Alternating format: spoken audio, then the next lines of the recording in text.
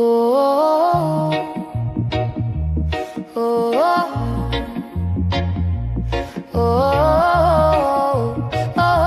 oh. Edges late, hoop swing, lip gloss and a laugh. I walk in like Sunday, but I've been through some wrath. They see soft, see sweet, figure I'm easy to bend. They don't see me in the mirror trying to hold my own head. Don't let my smile fool you. I've been breaking in the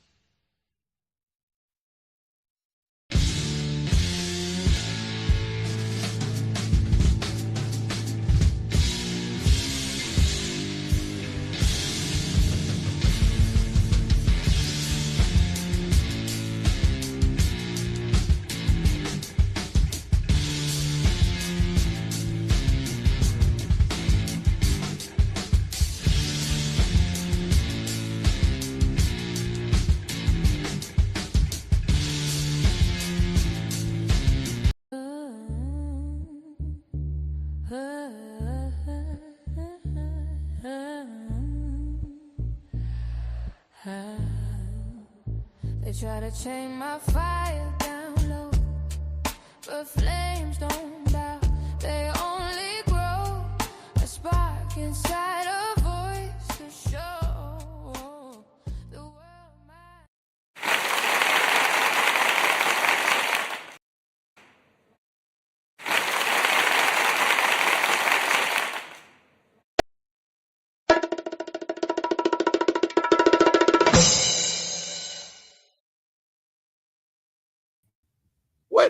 What was it that you said, my brother? You said that the oppressor is coming to oppress because that's what the oppressor does. Is that what you said, my brother? I'm just joking. My brother didn't say that. Of course, I'm my only child. They'll get a person who's willing to sell everybody out, who's black. They were like, okay, we see this Negro. He's going to be useful. Let's get him, and we'll get him to run around talking about black on black crime and black folks don't need reparations. We'll get him to be our mouthpiece. And after the damage is done, we're going to destroy his career. Because they understand a tool like that can't be trusted. If he'll sell his own people out, why would I bring him in my house? That's the thing that black folks don't understand. That's game. There has never been a retirement plan for coons. Yeah.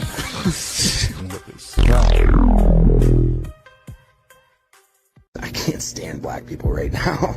I mean, they're emotional, they're violent, they're irrational, and they're stupid, and they're making things more difficult for society in general. Oh, really? Black people are making it difficult to society.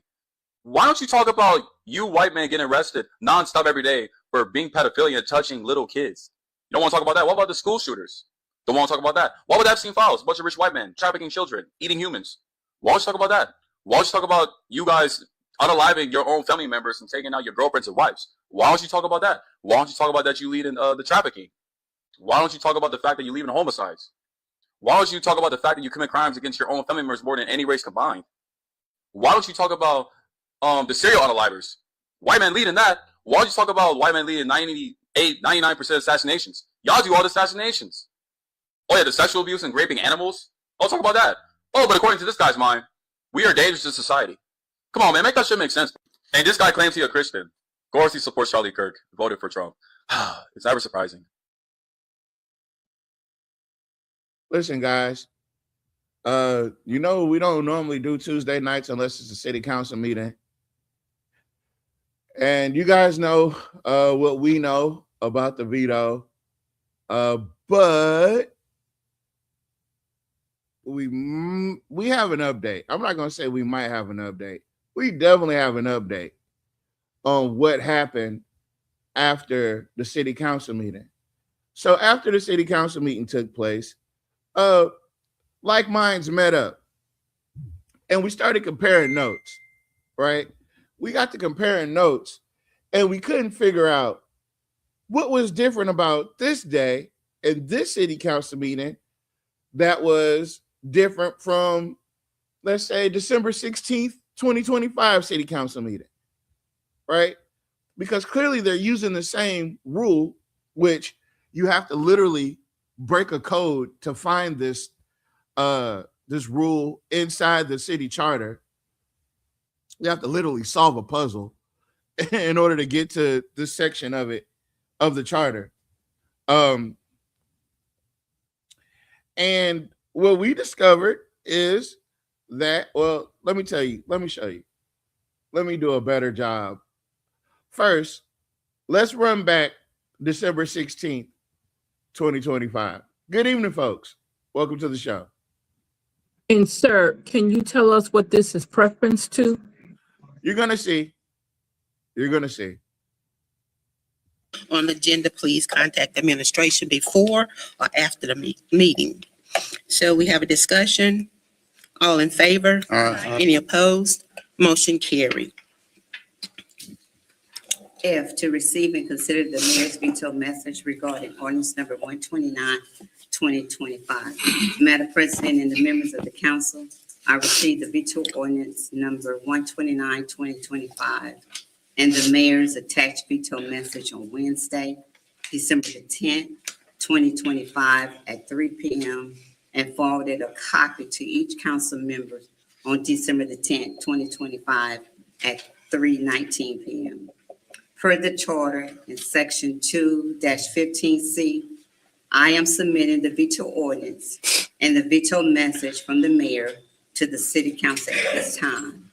A copy of the ordinance and the message is in your council book. And at this time, I'm going to turn it over to Attorney Tregus, which will explain the procedures and the protocol. Madam President, ladies and gentlemen of the council, under your charter provision, section 2-15C, it is now the appropriate time to consider any motion in response to the veto. Should the council vote to re-adopt the ordinance 129, 2025, by an affirmative vote of 2/3 of all of its members, the ordinance will become law, irrespective of the veto. If nothing is moved, then the veto will continue. We have a motion. Madam President, Attorney Gist, Attorney Goins, I make a motion to override the veto with a roll call vote. Second.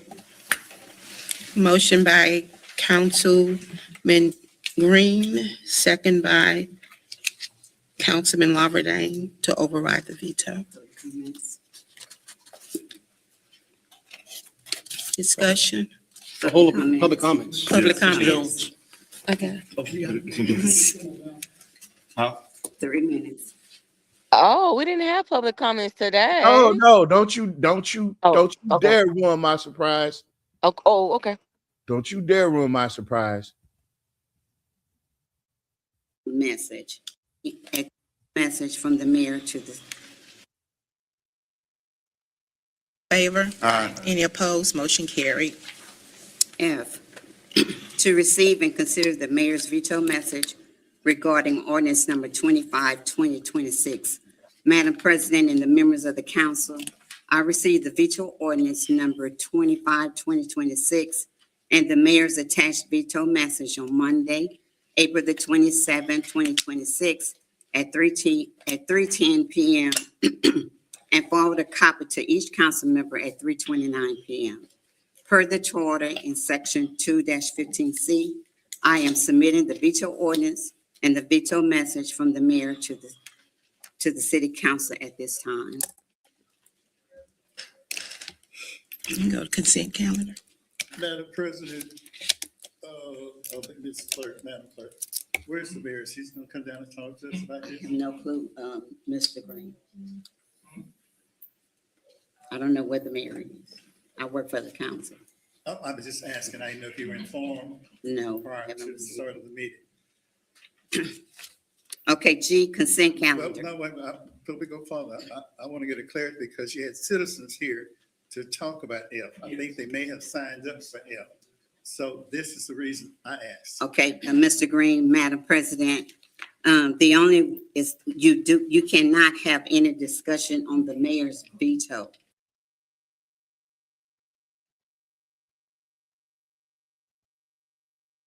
Wow. Councilman Lawbert to override the veto. Discussion. The whole public comments. Public comments. Okay. So what's different? What's different from fucking May 5th to December 16th? They To done where the violated whole something. goddamn charter gets to They be done violated violated. something for sure. Donna, Miss, I work for the council. I don't work for the mayor. but you've been working for the same mayor for the last 20 years. Meanwhile, the council's changed. I don't know how many times. Okay. All right. So you've been up there long enough to know the rules because you teach the city council the rules. You have been up there long enough to know how to get around them. You done effed up. You done effed up. You violated the charter, Donna. You know that rule they keep talking about. Hold on. You know the rule they keep talking And about. then ain't Git sitting right there. Didn't his daddy make the charter? His And he daddy been made sitting the right there charter. letting it happen. So here it is, right? This is section 2, right? Section 2, and they're talking about 2-15C.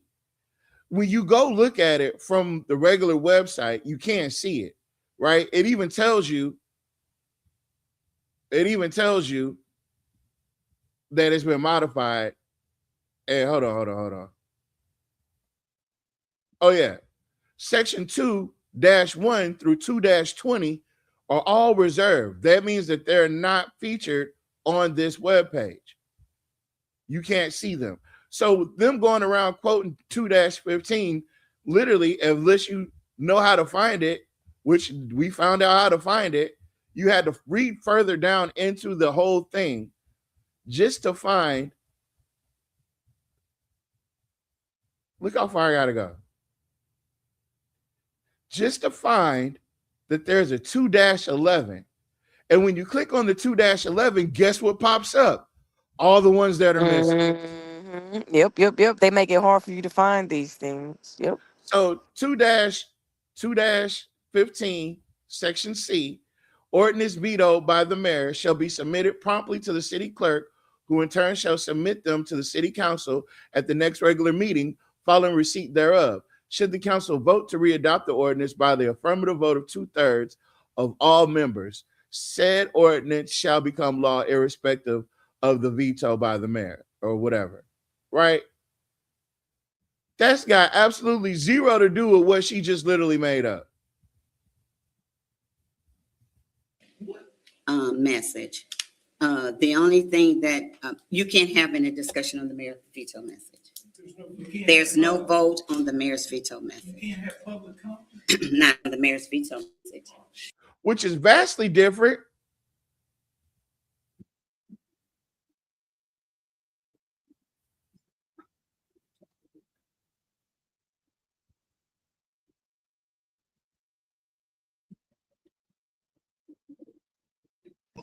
It seems like to me. Can I say something? Can you hear me? Because I hear quiet. Okay. Yeah. So on this veto, the rules go they're thrown out the door. And this is why we keep trying to tell you guys that you need change. And this is not us. We're suggesting that you guys need change, because every time we show you these different cases and different scenarios of what is your mayor is doing, and he has an administration that backs him up. Regardless, I understand what Donna says, but her paycheck doesn't say city council. It says city of Alexandria. So what I'm saying is, this is why you guys need a change, because it just seems like everybody's in cahoots and nobody wants to do what that city charter says to do. It has been over and over and over again violated, and no one is talking about it but us. We're the only ones mentioning that city charter and comparing what's going on in that city council to what's going on in that city charter. Nobody wants to abide by the rules. People want to make up their rules as they go. They want to bully people because they have law degrees and they think we're not intelligent enough to pay attention to what they do, because we always tell them, I ain't reading that, I ain't doing this, I ain't doing that. And they take that to heart and use it against you when they hear you talk like that. And this is how he continues to get over on y'all, going on 20 years. Because nobody wants to read the fine print.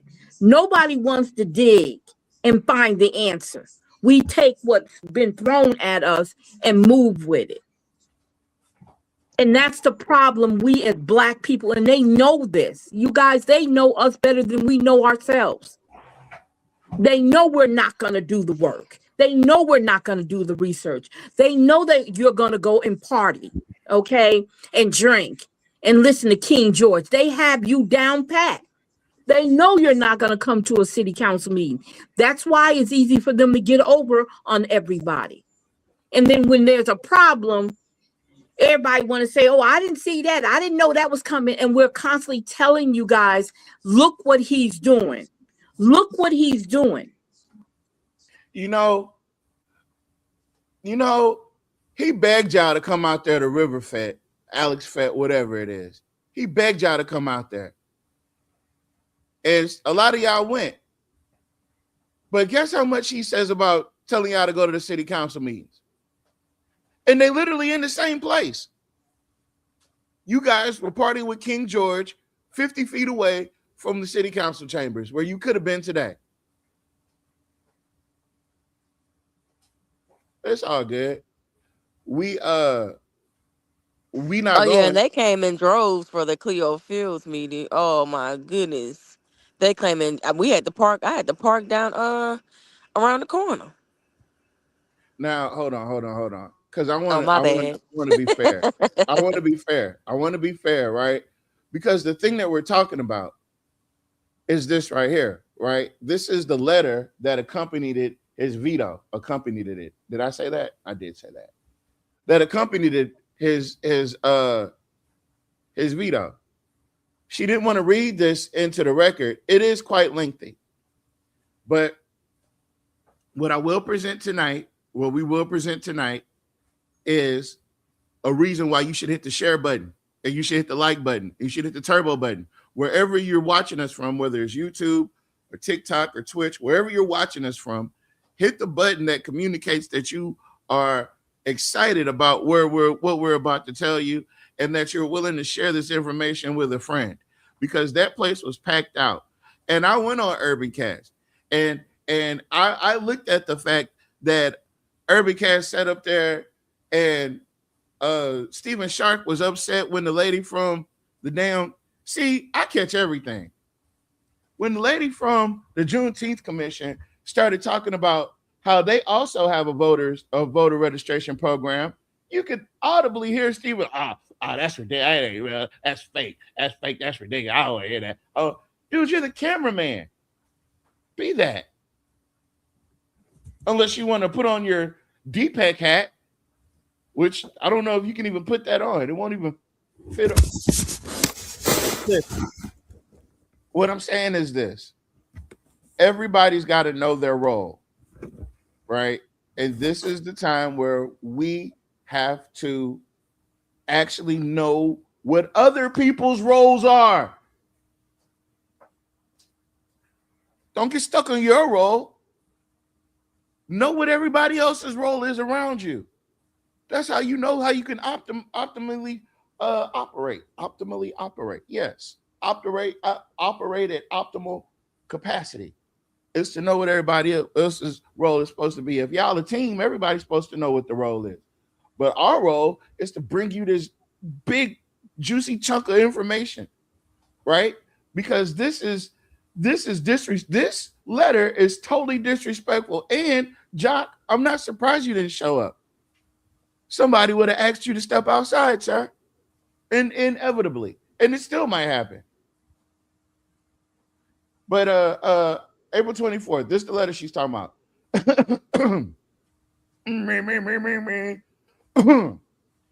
It is essential to recognize that ignorance of the law does not absolve individuals or organizations from responsibility based on the principle of ignorantia juris non exhaustus.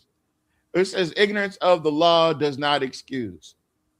Organizational leaders maintained legal position and actions with unfavorable outcomes when reviewed by the courts and the Attorney General, serving as a reminder that legal missteps, whether due to misunderstanding or oversight, have consequences. Yet before the City of Alexandria City Council, the organization misrepresents positions with impunity. Somehow we are expected to say, oh, this time it's on the up and up. So what is he saying in this bullshit opening statement? It's a threat. It's not even a thinly veiled threat. He gets to talking about how attorney generals and Supreme Court judges and all this. Yeah. All that is true. It's factual. You just explained to us how the court system works. Yippity doo dah. Well, it isn't. And now the Greater Alexandria Economic Development Authority, or GATA, is being supported in its deceit unwittingly by some of the council. So when I call Jock a devil, just remember he's calling Malcolm and Jules deceitful black people. That must be look what he says. The council is appeasing the motivations of con artists and dividers who seek to destroy the relationships, foment rancor in official proceedings, overtly potlick on public access, gaslight, and shift blame for increasingly abject failure. Bitch. First off, we told you about gaslighting, Jock. That's why you have it highlighted. We called you a gaslighter first. That's not how this works. You're the narcissist, not us. And I'm trying to explain to y'all. I don't know why. I don't know what it is that's got black folks spooked to go sit in these city council meetings. And I'm not saying get into it with these council people. But I'm also not advocating for you to stand idly by while they completely do you over with no Vaseline. I can't let that happen to my folks. And I would hope that I'm around people that wouldn't want that to happen to none of us. Right?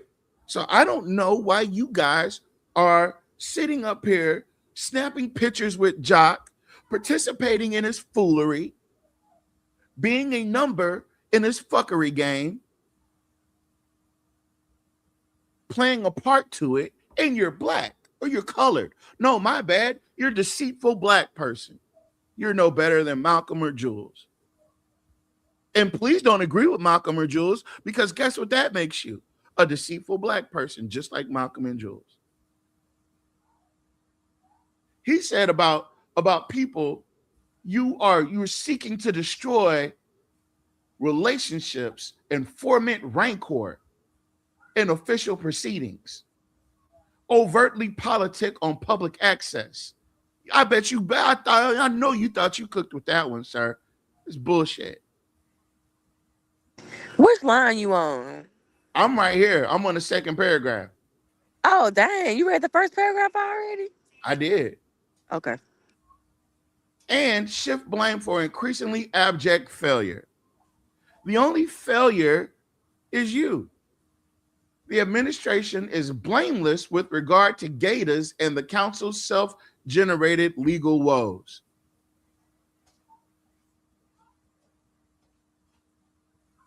Here are the indisputable facts. And let me tell you something. When Jock gets to talking about here are the facts, that means everything before that was bullshit. Matter of fact, even the facts that he wrote down might be bullshit. But anybody that has to differentiate between this is the truth, I'm telling you the truth, there's a little con artist in him. And he said every bad thing. Now, mind you, we're talking about Gator.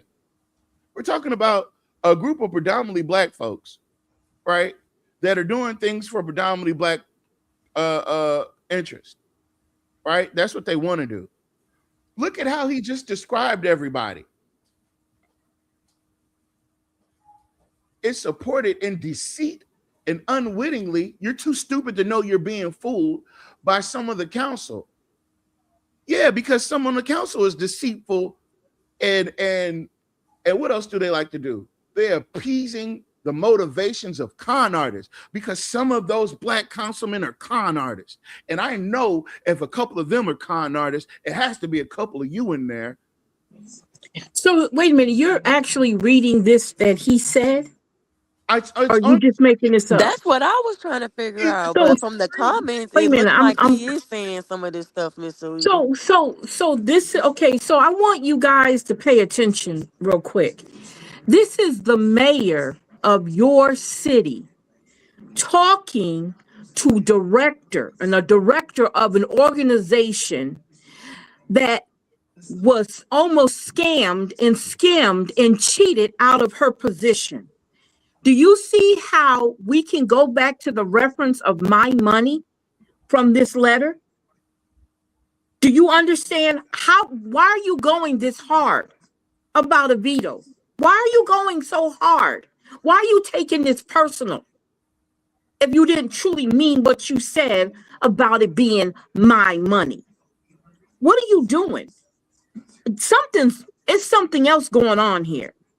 And I guess maybe it's the way you reading it. I'm comprehending it a little bit different, but it's more deeper than just a basic of a veto being a letter for a veto. Just He must sounds be sick personal. he must be sick from the Alex Fit, River Fit. That's why he wrote this and ain't show up. Oh, I don't. Oh, I'm just saying. He was there all weekend.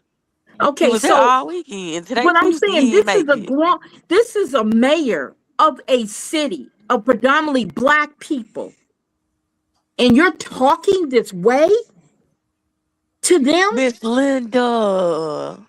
Oh my God! Did you see Miss Linda? Y'all.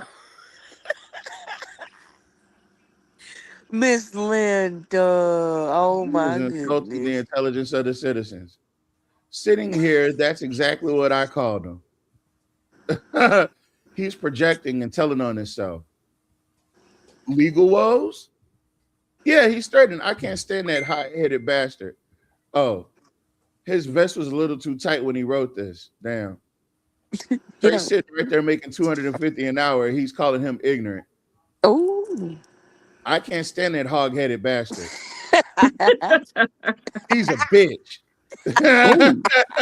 Wow.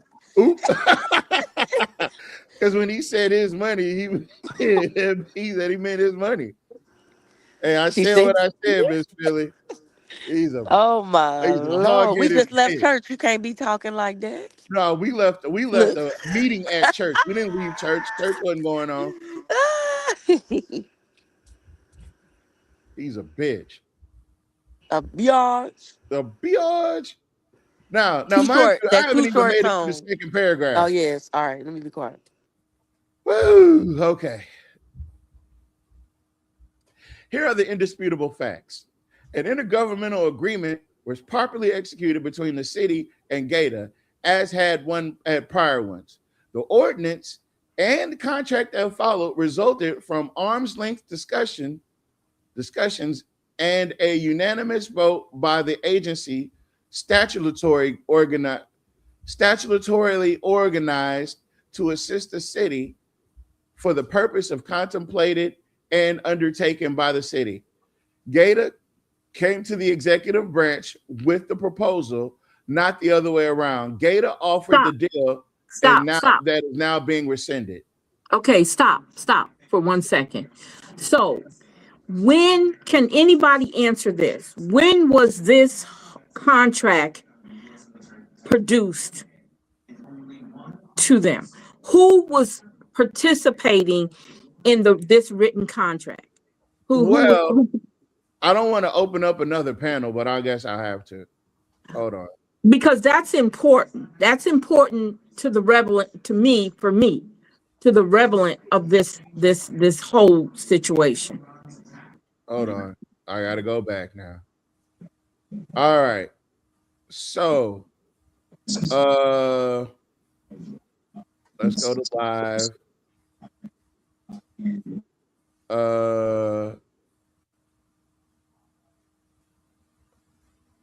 Latest. Where is the? Oh, here it goes.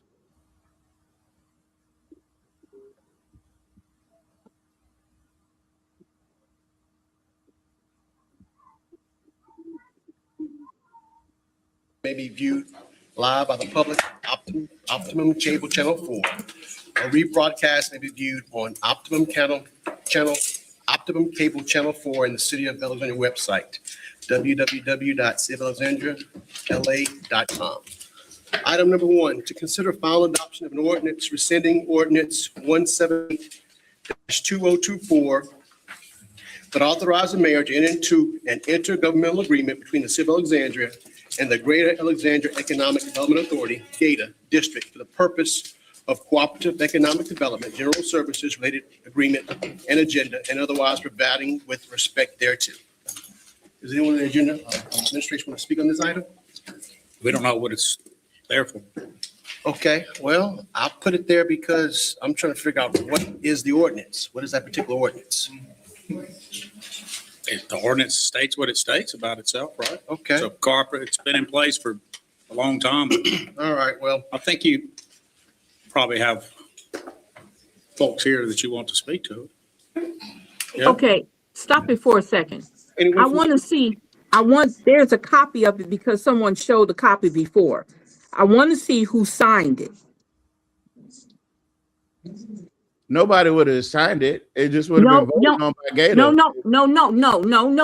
The original contract, because that was the thing, C. Ray Lewis, when they said his name was on it. Remember that contract, that agreement? Yeah, that was John Callis them. They held a special meeting. That's what I want everybody to understand. I need you to say that and tell the names that are on there. So so there was this period when Reddix was still on the council and he had messed up, and he had changed the rules to where they could pull out and put in anybody they wanted to at any time. Well, during that point in time, they were trying to get rid of Ms. Bernardo because she had just took over Gator. They were trying to get rid of Ms. Bernardo, and they were trying to get rid of Tiffany Sanders, right? Well, during that period, what it was John Callis, Greg Upton, who was the other one? C. Ray Lewis. Patel. Who? Patel. Patel. And Carroll. And John Carroll. They were holding meetings. They were calling special meetings without the other Black Gator members there. They were holding special meetings and they were passing bullshit like this. And that's keep in mind, they did not show up to the regular meetings that were scheduled for Gator. So they would conduct special meetings. So this was all in cahoots. This was planned. to go after that money. This is what I'm trying to get you guys to understand. They purposely set up this contract like this. They purposely did this, and they did it without the rest of the regular GATA meetings. They did this on a special meeting. So this was done. If you guys don't see what's under these, do you know one of the provisions to get rid of GATA is to bankrupt them? One of the things to do to get rid of GATA is to bankrupt them. The amount of money that he's asking for them to give to the city is over $1 million. They had them on a payment plan. It doesn't matter. Well, let me tell you about the payment plan. So the payment plan was, we'll just keep a rolling open book, right? We'll just keep an open rolling checkbook. You know, you owe us this $1 million up front, but you know, we could come to you and we might pick a little bit up and we might add a little bit more to the debt, you know, just to make sure that we always can get money from GATA. Always. No matter what. We can turn in $120,000 invoice for Riverfed and get away with it. And Jock, don't think I have questions, because if an auditor came down and found out that money that you was getting off the back end from GATA from them feds was going anywhere but back into the general services fund or public service use, then you're stealing the money. You're stealing the money. And I think you're stealing the money. That's my personal assessment of this whole situation. I think you did the data breach. I think you were behind that. I think you stole the money from that as well. I think the fact that 8 million is such a key number and it spans so many different years. We've been talking about $8 million here, $8 million there. Every time it's exactly 8 million, or it adds up to 8 million, whether that's how much you collected in restore money or whatever it was. Whatever it was. I just feel like you're a scam artist and you know this is your last run. Miss Bell said, send your email, Mama. She can send you the original contract, I guess. All right, thank you. So, oh yeah, so that type of disrespect carries over, right? That's a group effort. So when you see stuff like those comments, does the administration have a response? Thank you. Your daddy beckoned you, boy. Well, since my name was called, let me. And he was pissed. He was pissed he had to call him. I would have given $1 million to see what that eye contact exchange looked like. C. Ray Lewis was probably too scared to get up there and get into that rumble because he knew he was going to get mocked. But Jock made him do it. Shame on you, Jock, for making that black man prove what kind of coon he was.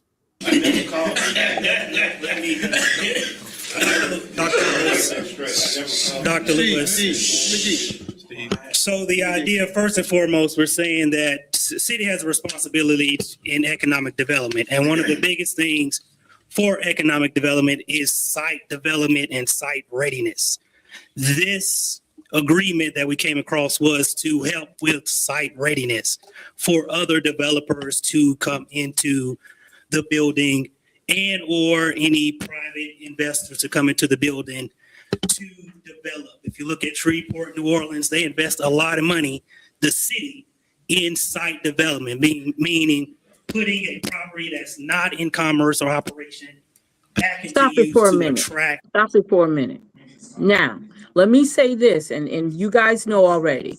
Years ago, Mr. Fuller, let me repeat this because sometimes you have to repeat this. Years ago, Mr. Fuller had a person who was going to buy Weiss and Goldring as it is, as it was. And that man who's sitting right there was the one who denied it. He was going to buy the building. Don't touch it. We will do everything to the building to get it up to code and everything. And he told him no. Now he's turning around and he's forcing GATA. See, y'all got to look at how things are connected. Now he's turning around and forcing GATA to stand up there like this little cronies stand up there saying to get it ready. This person who wanted to purchase the building was already getting it. He said he would do everything to the building. You didn't need to get it ready. That was years ago. And it's been sitting there ever since. So when are we going to pay attention to what's going on? And the reason why I can tell you about that with Mr. Fuller, because I was with Mr. Fuller when he was talking to the young man. The man wanted the building. He said, don't do nothing to it. I'll do everything. Now he's turning around and billing Gator for it. Y'all better look at what's going on under the surface of what's going on. Pay attention. The city's policy should uphold the legal principle that its legislative acts affecting contractual relationships should not be rescinded if such rescission impairs existing contract rights, interferes with current obligations, or decreases the city's bias or value in a cooperative relationship, especially after the fact that, and based simply on new politics after a new commission following an election. The city cannot reduce its value proposition without sufficient legal costs to avoid prohibited public donations. See Louisiana AG Op number 130 whatever. The enacted ordinance discussed here rescinds Alexandria City Council Ordinance 1728-2024, which authorized the city to enter into an intergovernmental agreement with Gator, a public partner agency created by the city to serve the city, not its own counterfeited ends. Ooh. The threshold requirement of this constitutional doctrine for distinguishing between invalid and lawful expenditures and transfers of public funds and property is in the presence of a legal obligation or duty by the transfer to alienate said funds or property. Town of Brustley v. West Baton Rouge Police Jury, whatever. So he's citing case law, right? He's citing case law to make up for the case of why he should be allowed to do whatever he wants to Gator.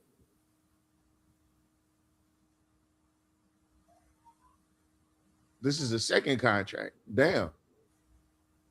Yeah, he was saying we, and we didn't know who we was.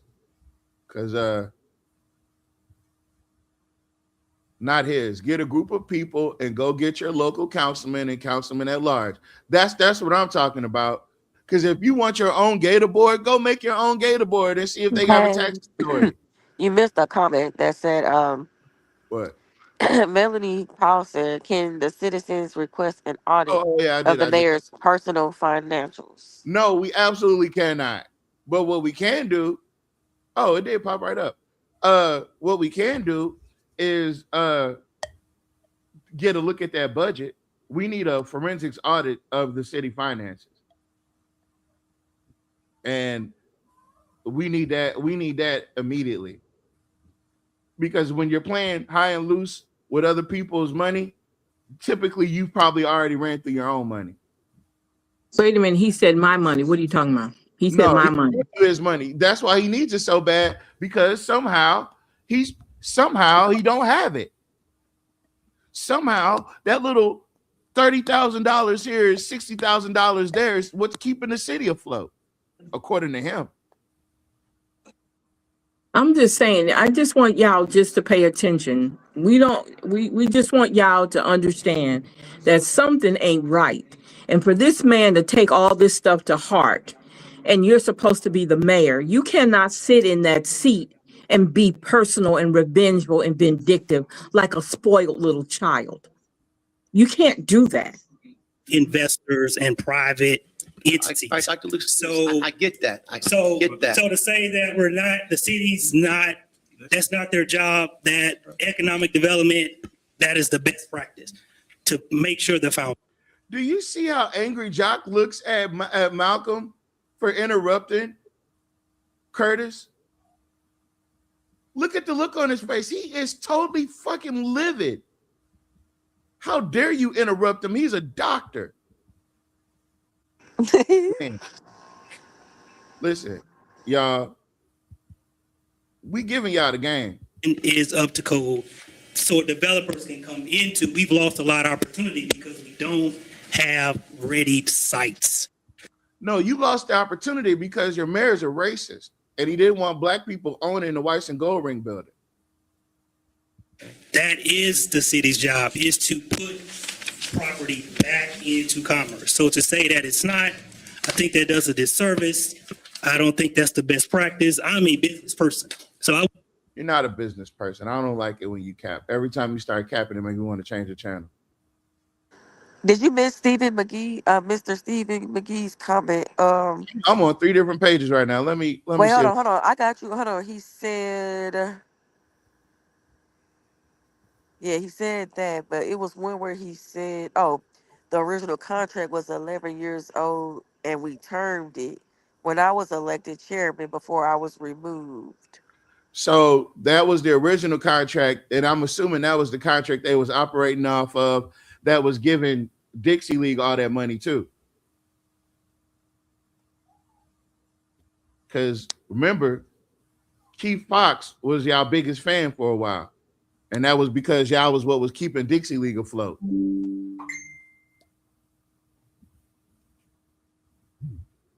Hold on.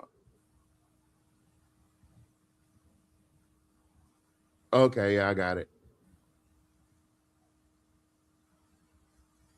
I need an assistant. How much you paying? Zero. You get a portion of my paycheck. And how much is that? If you want to hide the law, so they say, place it in the law book. Here's the public purpose of Gator. Now, does anybody in the classroom want to tell me why that one singular line is so offensive? If you want to hide the law, so they say, place it in the law book. Here's the public purpose of Gator. So the real reason why that's such an offensive phrase, and the idea, the irony that he's using it while talking about black people, that irony isn't lost on me. So they used to say, if you want to hide something from a nigga, put it in a book. Right? Because that the optimal occurrence of that, or the inference of that, is that black people don't read. So for him to twist it and turn it into, if you want to hide the law, place it in a book, place it in a law book.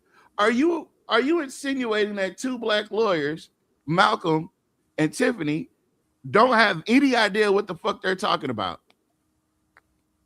And you do.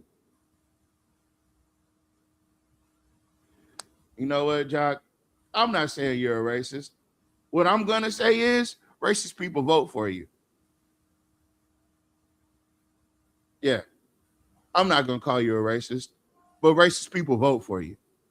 And you vote for a lot of racist people, because your councilman at large for the last 30 years has been Jim Villard. Yeah.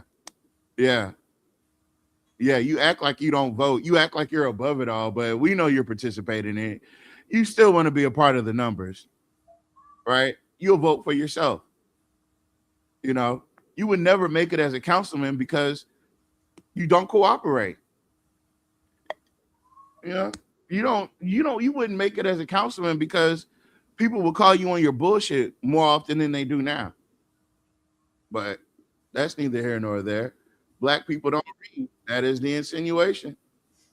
And him saying that right there, that's one of the many things would be the reason why I wouldn't put him back in the position as the mayor, because he has a way of insulting you. And he thinks he's above everybody else. He thinks he's the smartest cookie in the jar.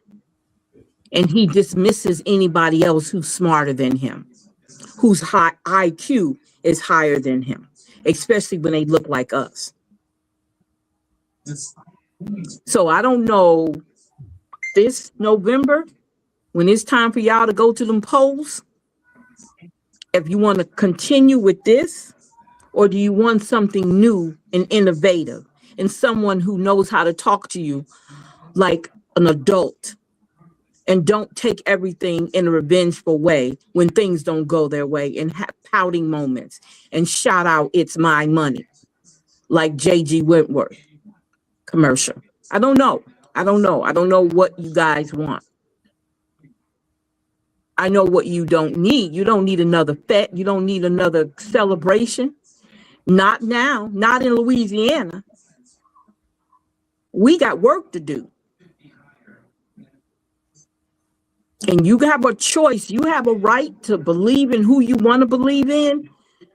But if someone I'm believing in is leading me down a bad path, I'm not going to keep on the ride. I'm getting off the ride. You can guarantee you that. And getting over on you guys, every opportunity they get, he's getting over on you. He's not putting anything in your communities and in your districts, and you keep going to whatever he throws. It's amazing. It's mind-boggling to me. Because one thing I learned is not to follow somebody and take me in the right direction. Right. Wait, you went on mute. Does that mean you saying you done? Yeah, that means I'm done when I go mute. Why you got two up here?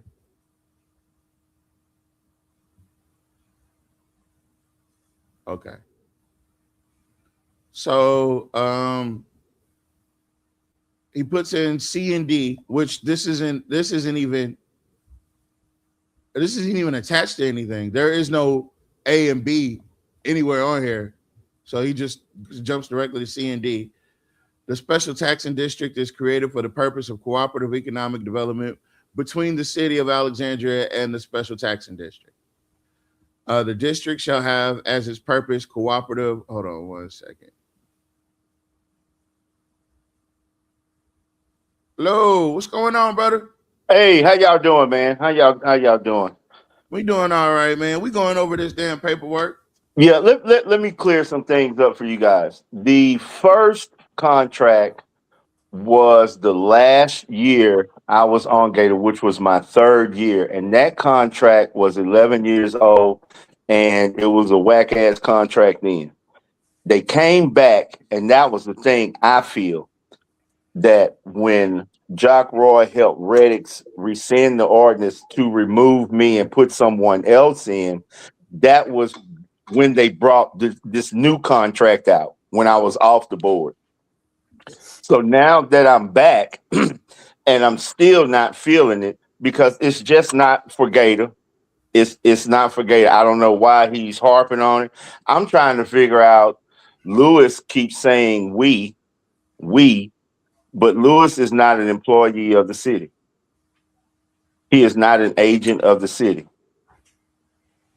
The other thing, Gator is supposed to be involved in certain capital projects where we do demolition, where we also participate in site readiness. But if the site is already ready, what else needs to be done? If you go walk through there now, there's nothing but concrete or brick walls, brick columns, concrete floor. There's no sheetrock. There's nothing else there. So I don't know how much ready the site is supposed to be for a developer. Usually and it's not a problem getting a site ready as an incentive for the developer, yes. But when you want us to give you money for something that's already been done, the asbestos was cleaned out back when Ed Lorverdane was on the council and Fuller. They were giving money up to do this and to do this for the building. And if you remember, if you go back, Ms. McCall, you may remember Joe Fuller and they said, "No, we tired of giving money for something that ain't going nowhere." Yeah. And that's when it started cranking up. See, they couldn't get the money from them, so now let's turn to Gator. And that's why that contract was like 11 years old, and he tried to bring it back, but we wasn't feeling it then. We not feeling it now. And let's be clear, we have projects that we're ready to get involved in right now. That is for site readiness. That is for capital projects. We have several options that we can choose from. We just don't choose Wise and Goring. And I don't know why they just can't understand that. But you're not going to pick our projects. That's not how this works. We're supposed to see where an impact needs to be made, and from there, get into a project or facilitate a project or fund a project. You don't just come in and, hey, we want some money. We're putting it here. Well, we'll let you know what we want to let you know when we let you know it. No, that don't work. I'm smarter than that. Very intelligent man. But see, A that's what monkey they've can been figure that doing, out. Mr. McGee. That's what they've been doing in the past. And I think Right. Mr. Moeller got tired of it. And that's when You're they kind of fell absolutely out. correct. You're absolutely correct. You're absolutely correct. And the thing of it is, I'm not going for it. I'm not. I think there's a something that I don't know how we're not supposed to be in the seats that we're in for some reason. Oh yeah. Oh yeah. But I'm here now. If you don't see it, you see me, and I'm not going nowhere. And I'm gonna do what's right for the people. I'm not doing what's right for the mayor. I'm doing what's right for the city of Alexandria, for District 1, 2, and 3. Now I know I'm in there for District 1, but I can't look at one without looking at the other two at the same time. That wouldn't be fair, and that wouldn't be a righteous black man. And I am a righteous black man. So that's how we're at where we're at now. And the rest of the board feels as I do. Well, from districts 2 and 3, along with 1. The 4 of us, and I think we have an at-large commissioner that we all seem to agree on what we've been doing, and we're not planning on backing down. It is what it is.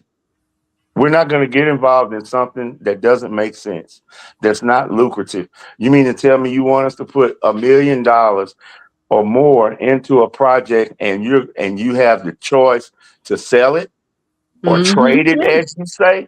So now, what did I get involved for? Yeah, exactly. Yeah. And we're about stimulating economy, not stifling economy. You understand what I'm saying? There's a difference. If there was a valid plan, if you could show me pass out several copies of one plan to several people, so several people can read it and see there's an actual plan and that there is a developer. You understand what I'm saying? If you notice, when Lewis was talking, he said getting sites ready. He never mentioned Wise and Goring. Yeah, but he sure Like they're didn't. very careful to not Never mention Wise and Goring because it's site ready. Yeah. Well, you wouldn't have had to get his site ready if he would have sold it to the guy Mr. Fuller talked to that said he would do everything. He didn't. And They had somebody who would. I'm sorry. Go ahead. After that, they had another developer from Georgia that came in, and they agreed to do something, but they wouldn't tell us. They never told us officially. We had to find out on our own that the developer pulled out.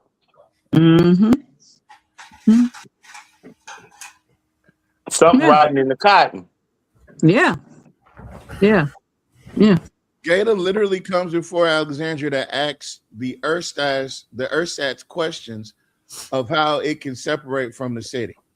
Now, you guys would not believe what I found when I looked up the word ersatz, because he used it very, very fast and loosely. Like I said, he's doing things fast and loose.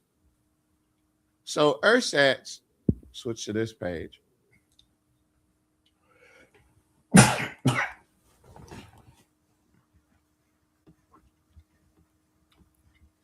So we got into what's an example, right? A synonym for ersatz is a counterfeit, fake imitation, a phony, sham, a substitute, synthetic, weak, bogus, copied, false, manufactured, pretended, simulated, spurious, right? What is ersatz slang for? It's a version of something that is an inferior, substitute, or imitation. You might speak in an ersatz French accent, but you won't fool the Parisian who runs the local French bakery, right? What does it mean? Substitute. The word was frequently applied as an adjective to modify terms like coffee, made from acorns, and flour, made from potatoes. Ersatz products necessitated by the perfect. Basically, what an ersatz is, when he says counterfeit, he's saying they're coming up here with these bullshit arguments. That's what this paper is saying. That they come up here and they have these bullshit arguments before the council. Gator literally comes before Alexandria to ask the ersatz questions of how it can separate from the city. That's a stupid fucking question, is what he's saying. In legalese. Because I guess Google doesn't exist where he lives at. It is shown by the city it has partially performed and is being hampered in continued or full performance by actions of Gator. It is further maintained by the city that actions by Gator constitute an anticipated or actual breach in demonstrable bad faith. The city placed the agency in a default. Oh, the proposed rescission ordinance is a legally unsound position for the Alexandria City Council, perhaps requiring a declaratory judgment and other relief to protect municipal finances, fiduciary duties, and to stop a contracting party from benefiting from its bad faith. Sets poor precedent in policymaking relative to A, the reliance of parties on the validity of the council's legislative acts, and B, non-impairment or reduction in existing obligations benefiting the public, and 3, constitutes a vain and useless act in as much as the rescission instrument cannot be used to release these obligations under these circumstances after a contract was executed. The city's vested rights cannot be disturbed retroactively. And again, nobody in that meeting said anything remotely close to that. The council has enacted a facially invalid ordinance. Wait, the council has enacted facially invalid ordinances. That means more than one. Despite being advised against such action, raising concerns about the council's adherence to legal guidance, the council has inconsistently fulfilled its obligation to provide legally balanced budget and fair exposition of redistricting. What? Where did redistricting and the budget come in at? Necessitating sustained vetoes and reflecting a troubling trend of decisions that undermine legal and fiscal with more of a tendency toward political motivated decision making. The council should not be tricked into shielding the misconduct of its appointed bodies, entities over which the council has sole authority. He's talking about the black folks on Gator, isn't he? That's what he's mad at. He's mad at you coloreds on Gator. He's pissed. He called you guys. Let me see what he called y'all up here. He said, the motivation, he said, of the Gator is being supported in its deceit unwittingly by some on the council. The council is appeasing the motivation of con artists and dividers who seek to destroy relationships, foment rancor in official proceedings, overtly politic on public access, gaslight, and shift blame for increasingly abject failure. The administration is blameless with regard to Gators and the council's self-generated legal woes. That's who he's talking to, you black folks on the council and the black folks on Gator. That's who he's talking to. And he sounds like an angry little kid that wants his way. And the way he wants to do it is he wants to insult you by using big, fancy law, or how do you say, legal words. That's what he sounds like. We almost to the bottom. The council, okay. Worse still, the council allows its meetings to foster lies, protect deceit, and avoid its sole responsibility to govern Gator. And perhaps worse still, the council allows representatives to disparage, defame, and harm reputations while denying fair and equal opportunity by elected and other leaders to place truth in the record of proceeding. Oh, he's chastising you for talking shit to Curtis.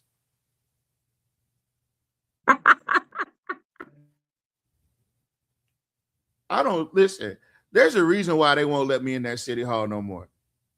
Because if it would have, man, I'm glad. Listen, don't give me no position. If you see me on a ballot, do not vote for me. I am going to go in there and fuck shit clean up. I promise you, it's gonna be hell. You're going to jail. I'm going. Yeah, why would you do that? You're Why going would to you jail. do that? Because I'm tired. It's gonna take that. You're gonna have to flip the tables. You're gonna have to. I get the flipping of the tables. I get that, but you don't have to put your hands on nobody. I'm putting my hands on everybody. He's so stupid. You don't think it's a damn kung fu movie in there? Watch out! It is a far cry from the principles for which the original ordinance was enacted. That of cooperative economic development. What can we expect from an organization living in the courtroom and losing so often on its specious, untrustworthy position? The council possesses both documentation demonstrating the executive branch's good faith and demonstrable evidence of Gator's bad faith. For these reasons, multiple city legal counselors recommend, and I do hereby veto this ordinance as a vain and useless act. It should have no effect on the current obligations flowing out of a valid contract. The law abhors vain and useless acts. Alexander, okay, blah, blah, blah. Okay. I will still work to find solutions without seeking unneeded court or other involvement, but only if allowed to do so, working by and through persons acting in demonstrable good faith, which has yet to be seen from Gator. So, Gator, here's my gift to you. Ooh. Gator, here's my gift to you. The first gift I'm going to give to you is a ChatGPT breakdown of this here explanation. And I'm going to tell you some things ChatGPT said about how bad of this. They said this is what they call it. This document is advocacy dressed in legal analysis. It's designed to pressure decision makers, frame the council as reckless, raise fear of consequences. But in a real legal setting, listen, in a real legal setting, it would need specific contract language, clear breach evidence, and less reliance on tone and more on statute and case law. And so that means no matter how many case laws they cited throughout here, it's not enough to meet the You know the reason why he won't take it to court? Because legal litigation works both ways. Because just as much as he could sue you out for whatever, y'all could also countersue. In that discovery period, you could ask so many questions you could ask during the discovery period. You could even ask, you could even bring up where the money goes after Gator gives it to him once he gives him the invoice for the feds. We all would like to know that. But I bet you he doesn't want, because he doesn't want to sue you, because he doesn't want to get into court. Because if he gets into court, he knows that's where he's weakest at, because he doesn't want to have to open those books. And if he has to open those books, you're going to find out where the $112,000 went. Or maybe you won't. And maybe that's the interesting part. You won't even see that money in those books. I digress. But ChatGPT told this one a new. It did not like the way that it said a couple things, other things. It was talking about how it's a weak legal argument, and it's basically a bunch of feelings. It's just a bunch of. It's just like you said. It's a bad little kid having a temper tantrum. Mm-hmm. Exactly. Let's see. So the key argument is about the legally binding agreements, which they do exist, and Gator has never refuted that. Gator just wants to fulfill this last obligation and be done, if I'm not mistaken. Am I correct, Mr. McGee? You on mute.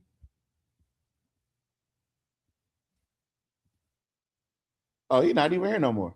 He was gone. Damn. I'm pretty militant. Hold on. I gotta go up.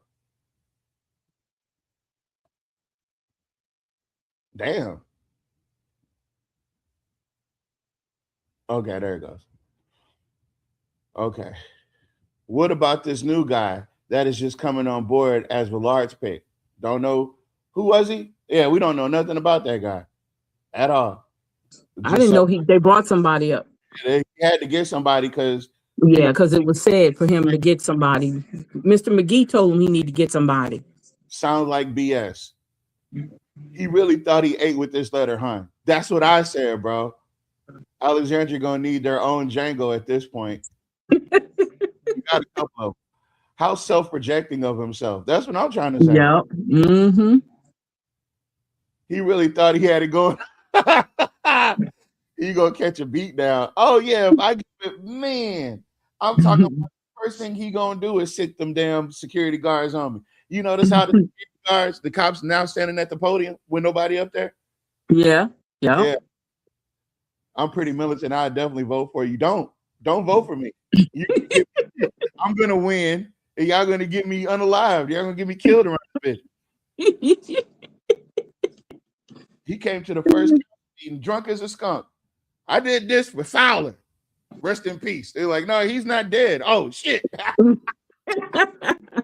Damn. Okay. What's up, Chuck? I didn't even know you was here. That's what I'm gonna do. You gonna think Eric Mays came back. I'm gonna be point. He really sat back with a cigar and a shot glass and thought, yeah, I'm gonna fuck him up. I'm gonna fuck him up with this one. True with no Stevens. Oh man, y'all gonna get me burnt. That's why I love Hate AI. I do. I kind of love Hate AI. The mayor takes zero accountability. Absolutely zero. Mm-hmm. Unalived or hogtied. What about hogtied? Boy, that brings back memories. I ain't lying. Yeah. Damn E-rats. He gonna use a word like E-rats. Nigga, you act like we don't got. Hold on. I told you he intelligence. He don't. It's called airshots. Airshots. Okay, you said. Okay. Yeah, no whack ass language. Nobody give a damn about your legalese. He said that on purpose because he knew y'all didn't understand it. He knew what he doing. Someone should tell Fowler to use his microphone. So if he ain't sitting up there asleep.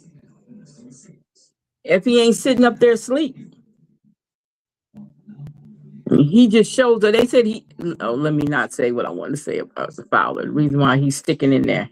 Oh, wait a minute. So there is an accompanying damn,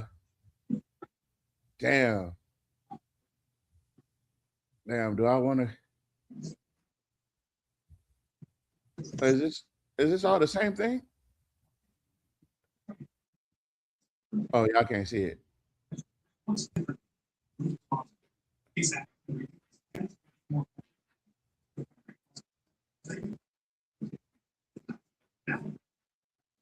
Oh.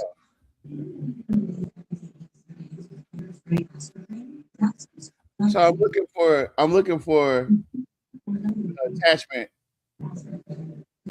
Okay. So he added in the plan that goes with it.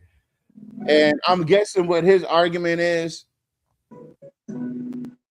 that the cooperative economic development activities and powers prescribed and conferred by the initial proposals of Spark and now Reignite are for a public purpose for which public money may be expended by the COA and GATA. The COA, wishing to address economic distress, intends Reignite to employ effective, innovative steps in planning. So you don't even have a full plan for Reignite yet. You just know that you need GATA's money to do it.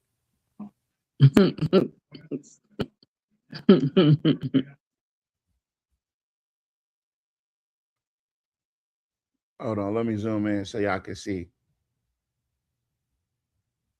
You did all this for what?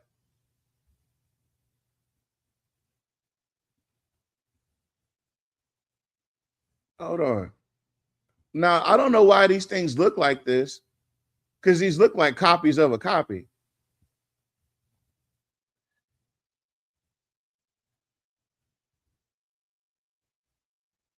Okay. So projects in ranked order. Bringhurst Ballpark. So that's where the GATA money's going. Are related to restoration of the park and the park area for baseball, including high school and college tournaments, play as well as multi-purpose events. Contingency, council failure to fund Reignite. Alexandria Zoological rebuild of the tiger exhibit. Are these news articles?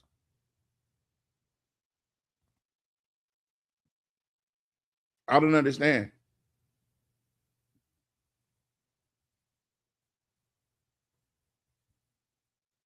Wait, GATA could fund the design study in 2026 by contribution of $250,000, or GATA could await implementation and contribute $1 million in phases towards the $9 million capital expense. GATA could contribute $1 million in phases toward the capital expenses. COA has $5 million committed towards the $10 million total capital expenses. You don't have to do any. GATA would agree to a time-bound phased contribution of $1 million. So they haven't even agreed on any of this yet. Initial design components ready to commence final feasibility published 1/17/2016. COA is ready to release RFQs and design elements. So you sat on this ship for 10 years?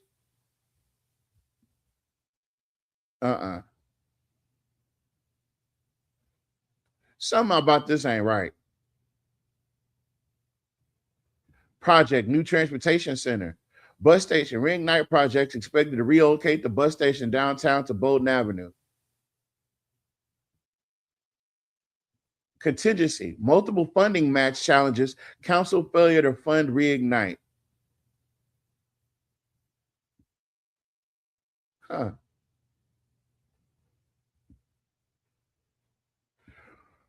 This plan does not specifically address public awareness and media engagement, other policies may, but assumes the partners will develop and implement comprehensive public awareness, media engagement strategies tailored to outcome, reviews, metrics, and reporting as needed.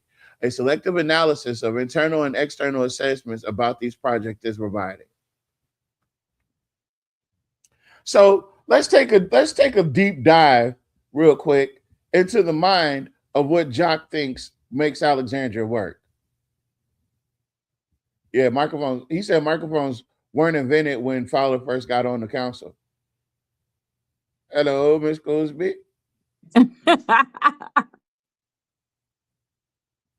Oh, it's Fed program. Oh, yeah. He did it to build himself up, to make himself look like the sharpest knife in the drawer. And he just looks like Spark, Reignite. Sounds like arson to me, but I'm just a conspiracy theorist. Now, are you saying something about the houses that are burning down? And the fact that he uses words like spark and reignite? We need to light a fire under Alexandria. Do not say that in public, Jock. I don't care what you explain to the people. Do not say, we need to light a fire under Alexandria. We need to get this place hot. That way the demolition will be paid for. So inside their brain, they think community landmarks offer the potential for a return to and new uses like the Alexandria Mall, Bringhurst, Alexandria Zoo, and others. The community is diverse with strong talent and a mature sense of place, although this identity has been difficult to define and congeal with one plan. What? Alexandria was not severely affected by the hardest economic times due to protective factors, which unfortunately doubles as weaknesses and threats. What? That's the most convoluted sentence I've ever heard. It was protected by things that cause it weakness. Alexandria has historically experienced consistent incremental expansion of its tax base over time. Alexandria is recognized as a hospital and healthcare advantage hub community. Alexandria is a timber community and wood-related product national leader. Alexandria is an energy innovator community. Alexandria is a manufacturing community, all of which could be seen as a lie. Alexandria is an education community. Alexandria is creating more active development community. I don't know what that means. Alexandria is an arts community, home to notable local museums and institutions. I wouldn't say local, and I wouldn't say notable. Alexandria has and can redevelop significant quality of life assets, including assets which are outdoors based, experience based, as well as education and health based. What are these experiences? Smaller neighboring communities add unique values, such as the nurseries in Forest Hill. You mean outside of District 1, 2, and 3? And neighboring community, Forest Hill is not a neighboring community, champ. You got to drive some miles to get there. Neighboring communities is like maybe Smithville to Lower Third. You know what I mean? There's only things different between them is the water. You know what I mean? But Alexandria to Forest Hill, you got to hop on a highway, champ. There is a vibrant ethnic retail ecosystem with increasing diverse culinary options. Oh, he's talking about the Mexican restaurants. The presence of military contributes greatly and uniquely to the community's strength. He must be talking about Curtis. Weaknesses. The community faces challenges in leveraging its diversity due to lack of convergence. Hold on.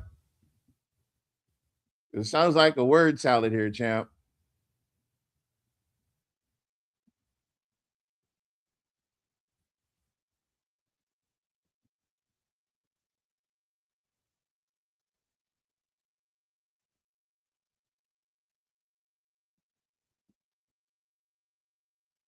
Y'all still with me? I know y'all still awake. I can't believe y'all still with me. Damn. Please call back in so that you can give us insight on the guy that Bavar picked with his gay. Oh, okay. Oh, Mr. McGee, they're asking for you, sir.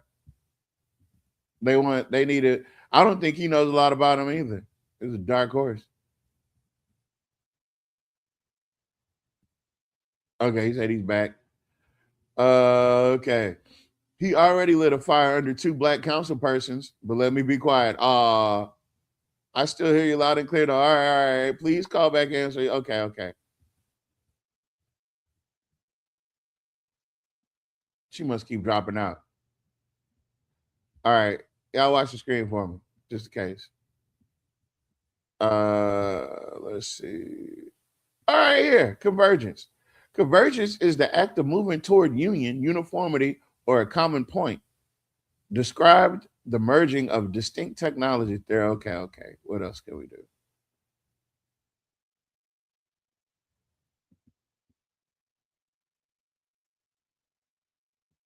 Okay. Yeah, I guess I didn't want to know that. Parochialism and lack of convergence hinder progress in optimizing competitive advantages, health, recreation, and retail. Certain economic sectors in Alexandria are perceived as risky, which affect investment and risk assessment. There is a dearth of proven best practice adoption and support of startups due to lack of convergence. The community lack a robust microcredit ecosystem. Due to lack of convergence, Local support for projects could be better coordinated to enhance collaboration on community initiatives.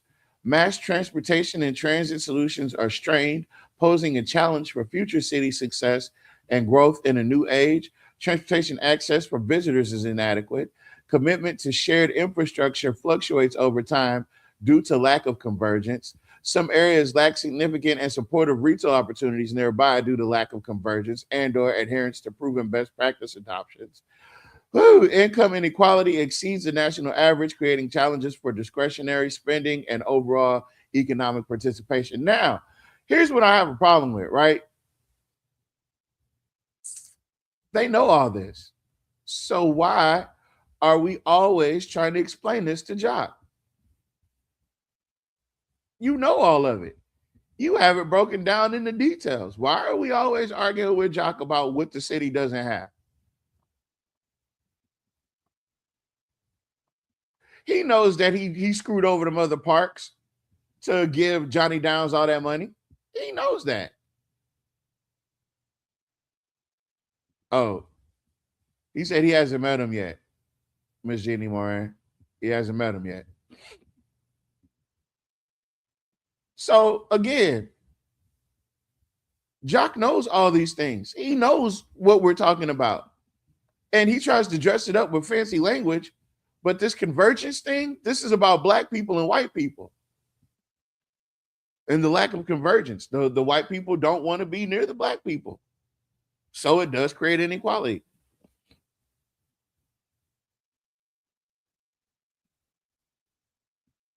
Prospects for future development projects are becoming plenteous. Some wins now would create a likely tipping point. A catalytic revamp of downtown is on the horizon and congealing into one vision, project by project. Okay. Heritage sites such as the Hotel Bentley, Fort Randolph, Fort Bulow offer opportunities to boost heritage tourism and attract more visitors. Hey, Siri. Oh, I really do got Siri. Damn, I forgot. Hey, Siri. What do Southern people mean by heritage?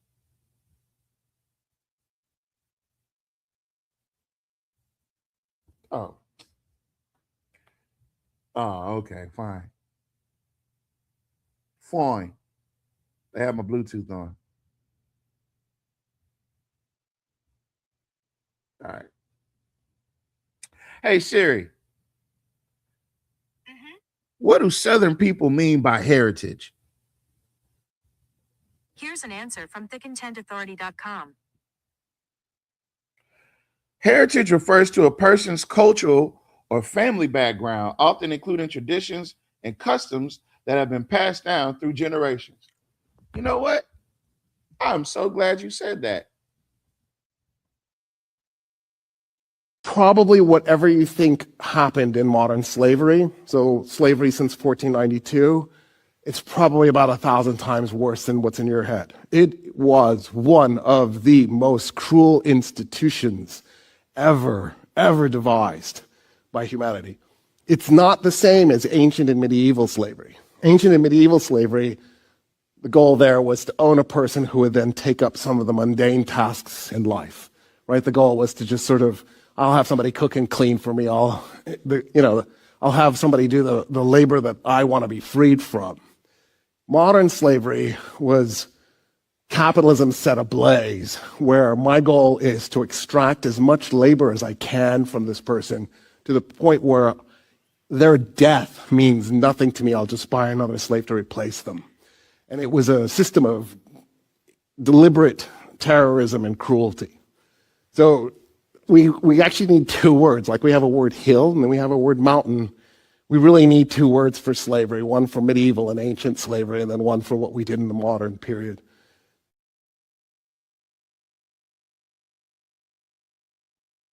I'm just saying. Because we got to protect the heritage. Heritage sites such as the Hotel Bentley in Fort Randolph and Fort Bulow offer opportunities to boost heritage tourism and attract more visitors. The Reignite plan aims to improve infrastructure, which could be leveraged to attract mall and other major corridor redevelopment. So Reignite is this basic ass, fake ass facelift for the city that you're about to spend million. Well, I don't know. I don't know if you're going to end up actually spending it. But if you can get a hold of Gators money, you can guarantee it's going to be done. The creation of new jobs is both current strength and future opportunity. Successful partnerships lead to further public-private ventures and noticed by outsiders. I thought you didn't like the outsiders. Hall and Nash, the NWO, you didn't? Okay. Effective external partnerships are critical during financial crises. Collaboration through partnerships overcome artificial barriers, enabling progress for the city. Collaboration through Successful partnering supports the mission of Reignite, provides a model for future collaboration, and signals Alexandria's willingness to support significant investment for meaningful returns, except for Black communities. The England Economic and Industrial Development District, Central Louisiana Regional Port, Kisatchie Delta, the Central Louisiana Regional Chamber of Commerce, Louisiana Central, EDO, and other economic developed entities are sharing the same playbook more openly and acceptingly. So this is that defeat by isolationism. So he's not going to include Gator while talking about taking Gator's money. And that's why I don't blame Gator for not giving him a thin fucking dime. Because as we looked on the FET website, there was no Gator on neither one of the FET websites, even though Ms. Bernardo came out and said that they have been charged back for some FETs, which means essentially that Gator was a sponsor of the FET. They just weren't named, just like with this. They're trying to isolate you and make you feel like you're by yourself. But I tell you what, if you left Gator alone and you just named all these people you could rely on, you could have been left Gator alone. You just listed off. Not if I have a personal agenda to get rid of Gator. No, I'm not going to leave them alone. Well, I'm not going to stop until I make them suffer. I don't know what your problem is. Gator alone. Them people ain't did nothing to you. They don't owe you nothing. They don't know you like that. You know what I'm saying? You on their front porch and you talking about what they owe you and they don't know you. Threats. The current credit market may limit private developers' access to financing, increasing the city's risk in public-private partnerships. Alexandria faces growing competition for retail, and the retail landscape is seen as evolving away from traditional brick-and-mortar models. The city must address the opportunity cost of not investing taxpayer dollars elsewhere, especially as citizens advocate for infrastructure improvements. Income inequality exceeds the national average, creating challenges for discretionary. See, he's not even trying to address the fact that there are no jobs here. He's more concerned about the fact that you niggas ain't got enough money to be here.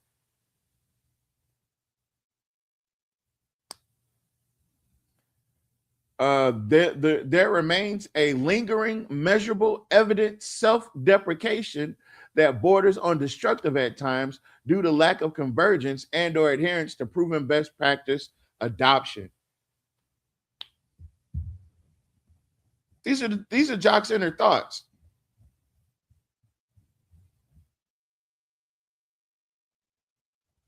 These are his inner thoughts. You said that's his inner thoughts. Those are his inner thoughts. That's what he be thinking when he be sitting up there looking at us. He said income inequality exceeds the national average, creating challenges for discretionary spending, overall economic participation. This poses as fund dollar impediment that must be considered. It's not the fact that you don't have the jobs to support people having fund dollars. It's not even the fact that you have these crooked ass landlords. It's the fact that the Black folks don't have enough money for the retailers to come in, because that's what you're concerned about. It can't be me. See, I'll be the one trying to get him out of office so we can fight. I wouldn't even try to get him out of office just so we could, just get somebody else in. No, because you can't slap nobody that's already elected. That's a $2,000 fine, and you got to spend a night in jail. But why would you want to be violent? What's that going to prove? Because I'm speaking a language. I'm speaking a language. I got you. I'm speaking sign language. I'm talking to him with these hands.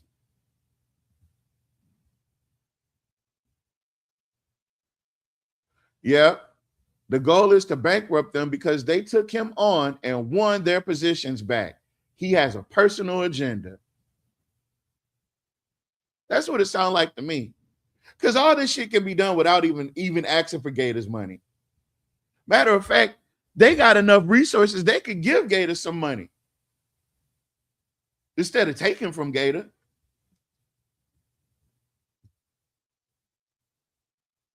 That's what I would say. But y'all, we can't. Go ahead.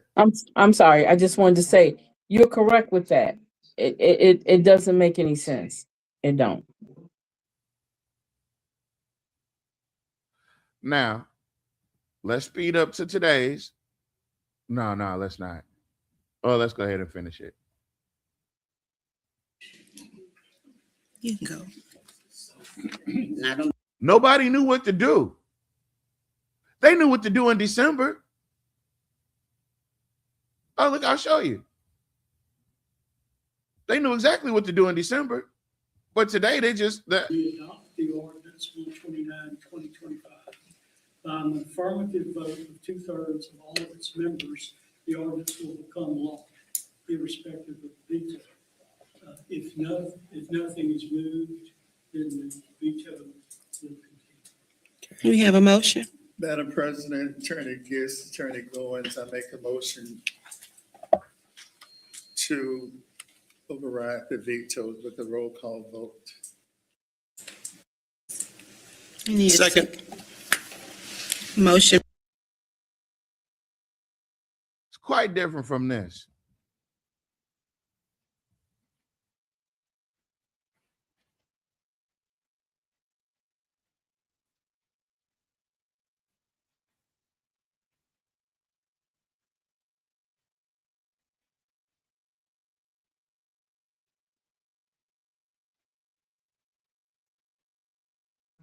What happened?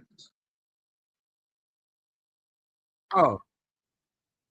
Okay, sir, there is a I gotta run it procedure that you cannot have any discussion on the mayor's veto message.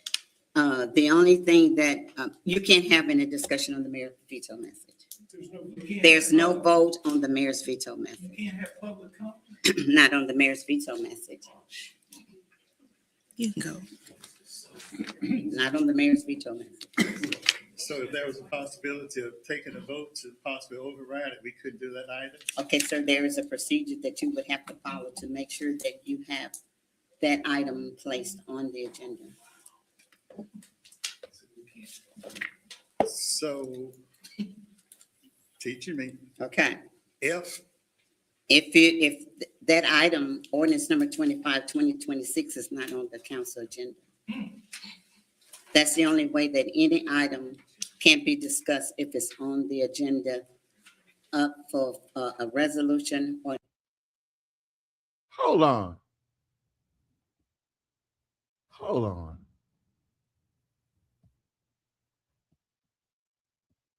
Nat, I got one for you, bro.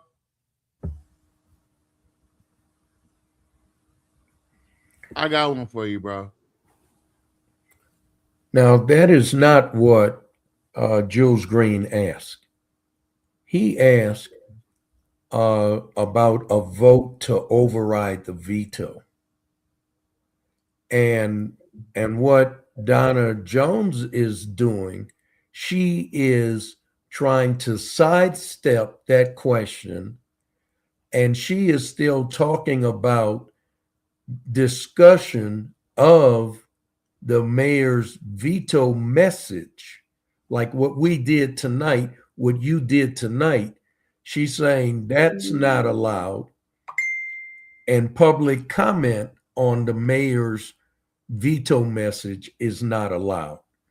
But she did not address the vote to override the veto and to get Elizabeth Felter and Jim Vallard on record as either abstaining from the vote like they did 2 weeks ago or actually voting it down. Because the major issue with Jock Roy, Elizabeth Felter, Jim Vallard, and Chuck Fowler is they do not want to see Gator put money into the Black neighborhoods of Alexandria to promote economic development there.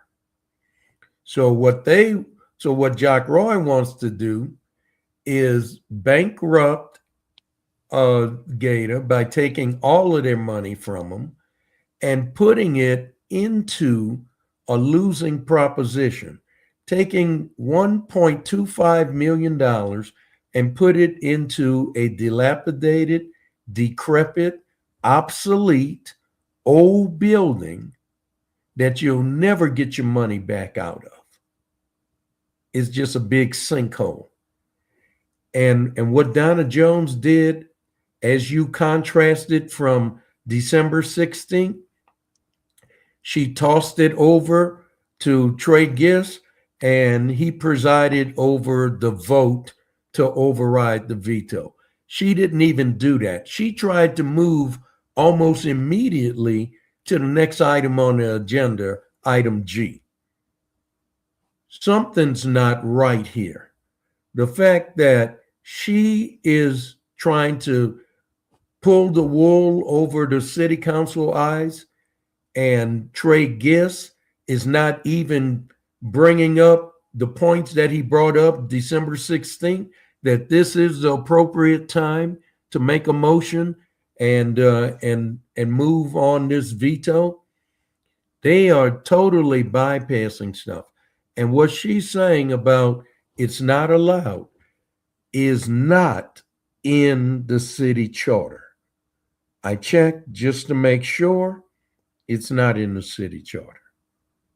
And you can see that by looking at the December 16th meeting when Jock Roy vetoed the fair district maps.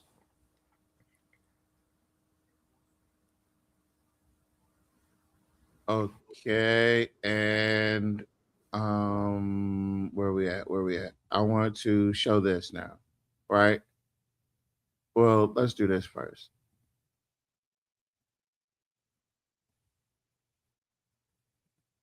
An ordinance for final adoption. So, well, may I make a motion to not to accept his message till we put this on the agenda where we possibly may be able to override the veto?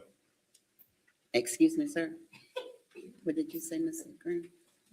Do we have to accept this since he's not here and we? Yes. All right. He asked the question, Mr. Porter. This is what we were trying to establish. He asked the overriding question. That should have triggered it right then and there. But she pretended like she didn't understand what he was saying.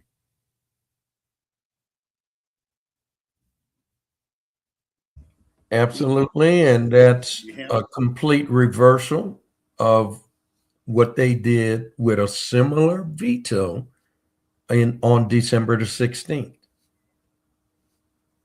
Motion by Councilman Green, second by Councilman Laverdane to override the veto. They took a vote right then and there.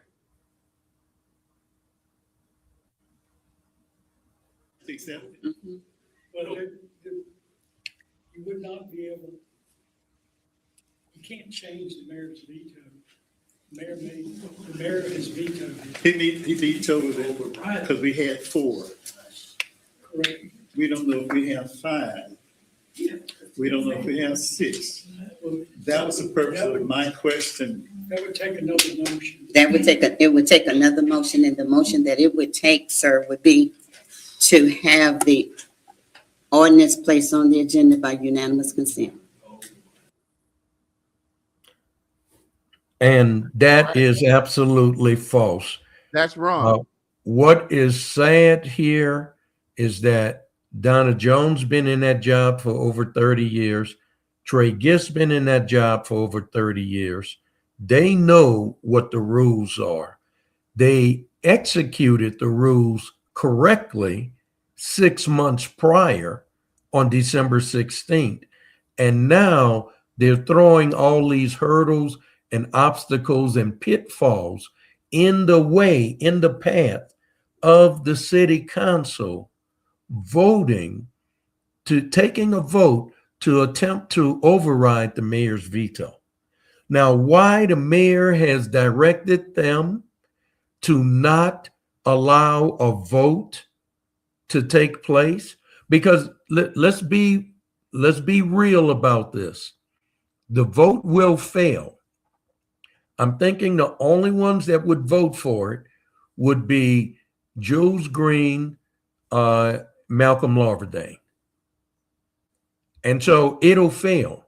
But what would happen, you will get Elizabeth Felter and Jim Vallard, who are running for re-election this year. You will get them on record as either abstaining and not supporting development in the Black community, allowing Gator to do what they want to do, or they would have had to just pony up and vote it down, vote against it. But what Trey Gist has done and Donna Jones has done, that's not right. And all we have to do is look at December 16th, and you'll see how it's supposed to be done. Well, we know it's not right because they did it right before. That's what you did it right before. I don't know what the problem is now, but that's because they were told to make sure that doesn't come up. There will be you got to understand who you're dealing with. Okay? You're dealing with Jock. He doesn't want no pushback. He's not good with pushback. It doesn't really matter what he wants, right? Because at some point, he's the damn mayor, ain't it? You don't get to you're the executive branch. It's not like you're the Lord and Savior of all of Alexandria. And you still got to do everything legally. And you still have to do things by the charter. Absolutely. So the fact that he's not here, this was going to be the play anyway, Mr. Porter. I just thought about it. This was going to be the play anyway, whether he was there or not. They were going to try to bulldoze and BS their way straight through it. And they almost got away with it. Hold on. Miss Jeannie want me to watch something. Hold on.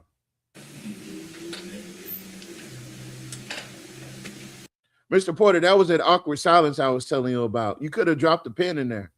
They didn't know. They were so caught off guard by what was going on, they didn't know how to handle it. That it would take, sir, would be. And that's how you know Jockway has too much of a stronghold on them people. To have the ordinance placed on the agenda by unanimous consent.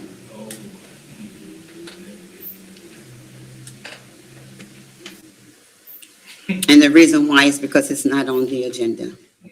Once you received that veto message from me on Monday, you had 2 weeks to give me a call to ask me to request that I put this item back on the agenda. I did not hear from anyone. Oh, okay, you did, because I was under the assumption, and assumptions do it all in, that he would be here to talk to the citizens and we would be able to discuss the veto that he did against for the council's wishes. That's what I'm saying. And so for us to do this, you're now saying we have to have unanimous consent to place item Ordinance number 25, 2026 on the agenda. Yes, sir, to be discussed. I'll make that motion. I second it. It was at this moment. Listen, Cynthia, it's nothing personal. But when I see it, I gotta call it. Said I do. I have to call it. It's incumbent upon me. But when he said, I second, please pay attention to what she did. I'll make that motion. I second it.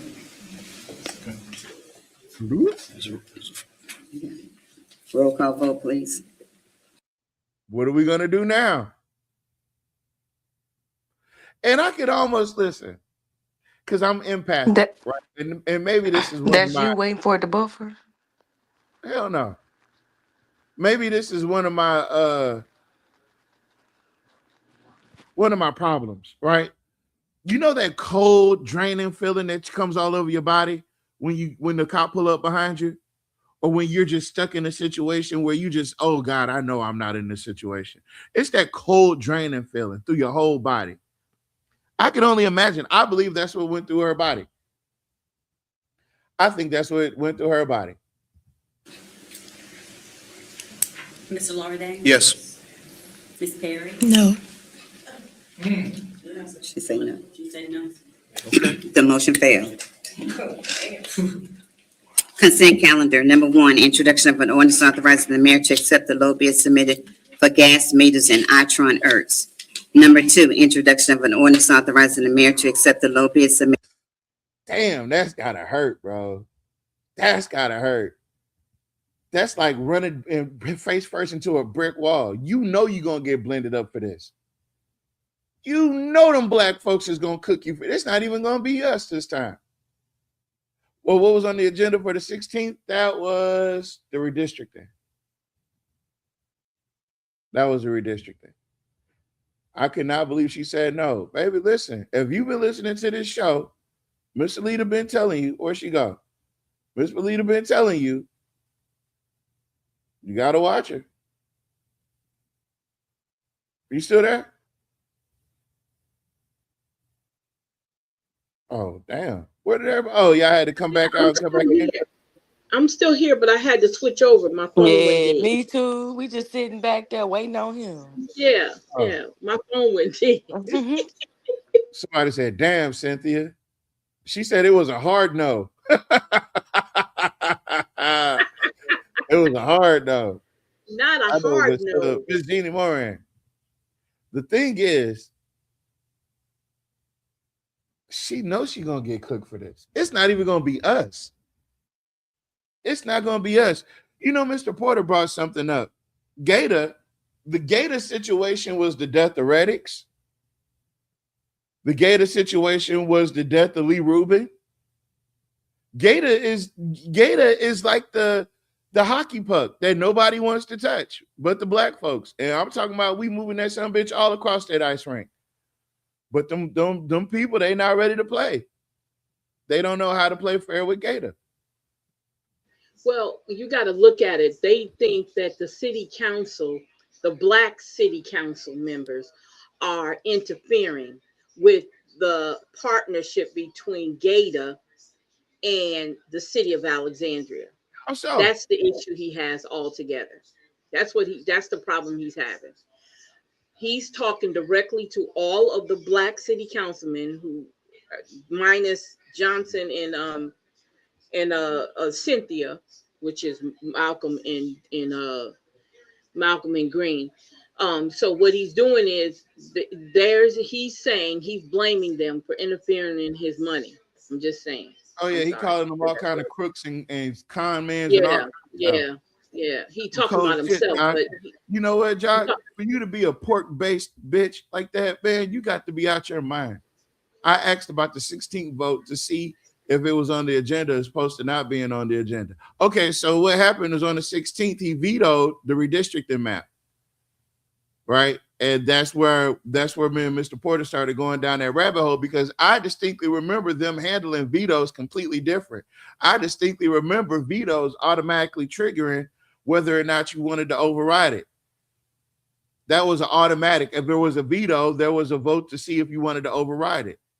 They came hand in hand. The fact that she didn't even want to have the discussion today lets me know that this is all technology. This is all an illusion. Trey Gist is sitting up there. He knows full and well what's going on. Cynthia knows full and well what's going on. You know Elizabeth knows what's going on. You know Fowler and Villard know what's going on. It's like the only two people that don't know what's going on is Malcolm and Jules. And that's because they're not in on it.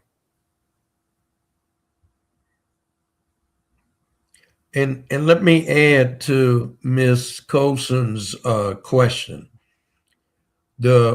On the December 16th agenda, there was not another line item on the agenda to vote to override the mayor's veto. If you look at the two agendas, the wording, the language is essentially the same, with the exception of the actual ordinance number. Mm-hmm. The wording is exactly the same. And on December 16th, there was not another item on the agenda saying to conduct a vote to override the mayor's veto. No. So what she was saying here was on May 5th, Donna Jones was saying, and Trey Gist was amening, was wrong. It was false. And it's not in the charter either. It's not in section 2-15C. So, and all we have to do is look at the veto, how they how they conducted the meeting on December 16th, and then look at how they did it on May 5th. 2-15C, I am submitting the veto ordinance and the veto message from the mayor to the city council at this time. A copy of the ordinance and the message is in your council book. And at this time, I'm going to turn it over to Attorney Trey Gist, which will explain the procedures and the protocol. So how many times have they done this? Think about how many times this has been done, y'all, and because nobody caught it. Charter? I don't think this is the only time. Oh no, I know it's not the only time. I think this has been done numerous times. Just people just didn't catch it. I think that Jock is like, you know, when a football dynasty, when they have that one bad season that knocks them completely out. That's what this is. This is Jock's last good season. Oh, this is a bad season. He's going out bad because it's like everything that he's laying down we're catching it. Now, I wanted to stop the video because I wanted to ask Mr. Porter. The words on that screen say, which will explain the procedures and protocol for 2-15C, right? Yes, that's right. So he's about to explain what the protocols are. Yeah, that's what he's about to do, which means we will conduct a vote, and it has to pass. It has to be 2/3 of the full membership, which would be 5 council members. And if it's less than 5, the veto stands. But to override it, you need 5 votes. So that's the protocol right there. Madam President, ladies and gentlemen of council, under your charter provision, section 2-15C, it is now the appropriate time to consider any motion in response to veto. Should the council vote to readopt the ordinance 129-2025 by an affirmative vote of 2/3 of all of its members, the ordinance will become law, irrespective of the veto. If nothing is moved, then the veto will continue. Didn't somebody second something and then somebody moved for something? And it was supposed to be a vote on the veto itself, on the override? That's right. So they screwed them people out of their vote. They screwed them people out of their ability to vote. Yeah, Whether because or not it was going to fail, it doesn't matter. Jock Roy did not want that vote to be held. And he did not want his veto message to be read. Oh, well, only thing we not doing is holding the vote, but if we could, I'd vote yes. Rescind this shit. Committee for Laboratory Chemicals. Number 3, introduction of an ordinance authorizing the mayor to accept the low bid submitted for herbicides. Ms. Perry? No. She said no. Them people threw their hands up. Well, she said no. That's the end of it. Does that make everybody sitting at this table complicit? That makes Trey, Donna, and Mr. Kaz. They're all like I said earlier, Trey Gitt's been there more than 30 years, so has Donna Jones. They've been through several vetoes. I know when I was on the city council, Jeff Hall vetoed about 4 items that I can kind of remember. And one of them he took us to court on. Hey, remember the one where you wanted to change the utility incentives? That's right. He vetoed that one too. He vetoed that one. He vetoed the what was the other one? He vetoed the budget. He vetoed the incentive changing. I wanted to change the incentive that he was giving to these companies. And there was some others. I'm drawing a blank. But yes, and each time we followed the same procedure that was followed December 16th. May 5th is an exception to the rules. Wow. It's actually a violation of the rules. It's a violation. So we advise you guys to do this if you're really interested in doing this, is to read the city charter. We need to bring out the charter again like we did before and break down the charter again and talk about it, Mr. Porter, when you get an opportunity. We need to make a show fully talking about the charter again. That'll take a whole week. But we definitely need to do that so that you guys know what we're saying is not, we don't have a dog in the fight. So what we want you guys to do is to be able to learn what that charter says, so that if by chance you go to one of these meetings and you see that something doesn't sound right, you can go strictly to the charter and say, according to section such and such and such, what you just said is not in our charter, or it's against the charter. They're not going to go back and forth with you because it's just a comment. We don't have to answer. They don't have to answer. That's fine. But you let them know. Yeah, they don't have to say anything, but you can let them know. Now, you definitely let them know. I just read that section, Mr. Porter is correct. Donna lied. You so stupid, You stupid, Scott. Oh, just no, she said just play the old show again. We don't have to redo it. We gotta find it. Gotta find it. I had a good point, but I forgot what it was now. Oh well. Who had up?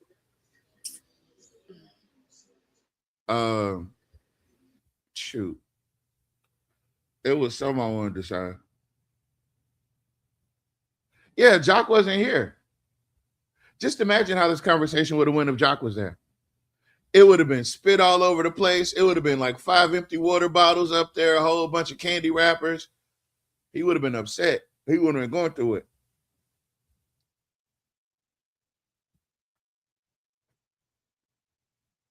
Now, I do want to say this.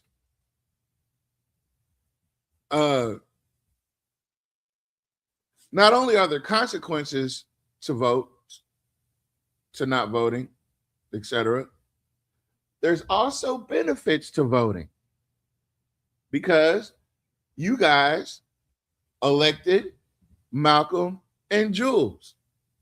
And by them two being the only stand out and stand up people on that council, it's exposing. Can I get an amen? Ask Donna where he was. He did ask her, where's the mayor? And she was like, I don't know. What you trying to say? I'm trying to say you might know where the mayor at. Damn. He here any other time. That's why you don't elect me. My whole campaign is going to be do not vote for me. Please do not vote for me. I am going to, the first thing I'm going to do is cut somebody out. And it's going to be somebody that needs it. It's going to be somebody that needs it. How y'all going to leave? Y'all going to put me on the council up here with damn Chuck Fowler. I'm going to cuss his ass out every city council meeting. Shut up. He ain't going to be saying nothing because he be asleep half the time. Oh, you don't like my language? Leave America then. There's freedom of speech. Why didn't they ask Caffrey? I don't know why they didn't ask Caffrey. That's what she said. She didn't have a clue and told them she worked for the council and not the mayor. Like, how I can't tell. It got a little touchy there. You know what I mean? Got a little touchy there. Yeah, I was making my duty to tell Chuck Fowler, shut up every council meeting, right before the council meeting start. Shut up. Meeting's adjourned. Caffrey was at Mount Zion. Oh, he was over there vamping off of the real black folks. No, he needed to. He went over there so he can run back and tell what was said. That's what he was over there for. He was over there to see who was there. He could have just watched Urban Cast like I did. And he went over there so that he Yeah, because he wasn't at the council meeting either. Yeah, Goins was the only one sitting there. Yeah. And Goins gonna walk in with damn sunglasses over his face. Like, yeah, nigga, I can tell. It's falling off his head like he just made, like he was running late or something. Who? Goins walked in like that with his sunglasses falling all off his face and stuff. He was running late. Or he was going real fast. Yup, he was the ears and eyes. Yep, sure was. He sure was. Anytime, any type of anything like that, especially when black people get together, watch who shows up. Watch who shows up, y'all. Donna is good people. She is doing her job. They need to read the charter for themselves. Nobody said she wasn't no good person, but she was incorrect in that information she gave. It was incorrect. She definitely ain't doing her job. She don't know what she doing. Yeah, she been.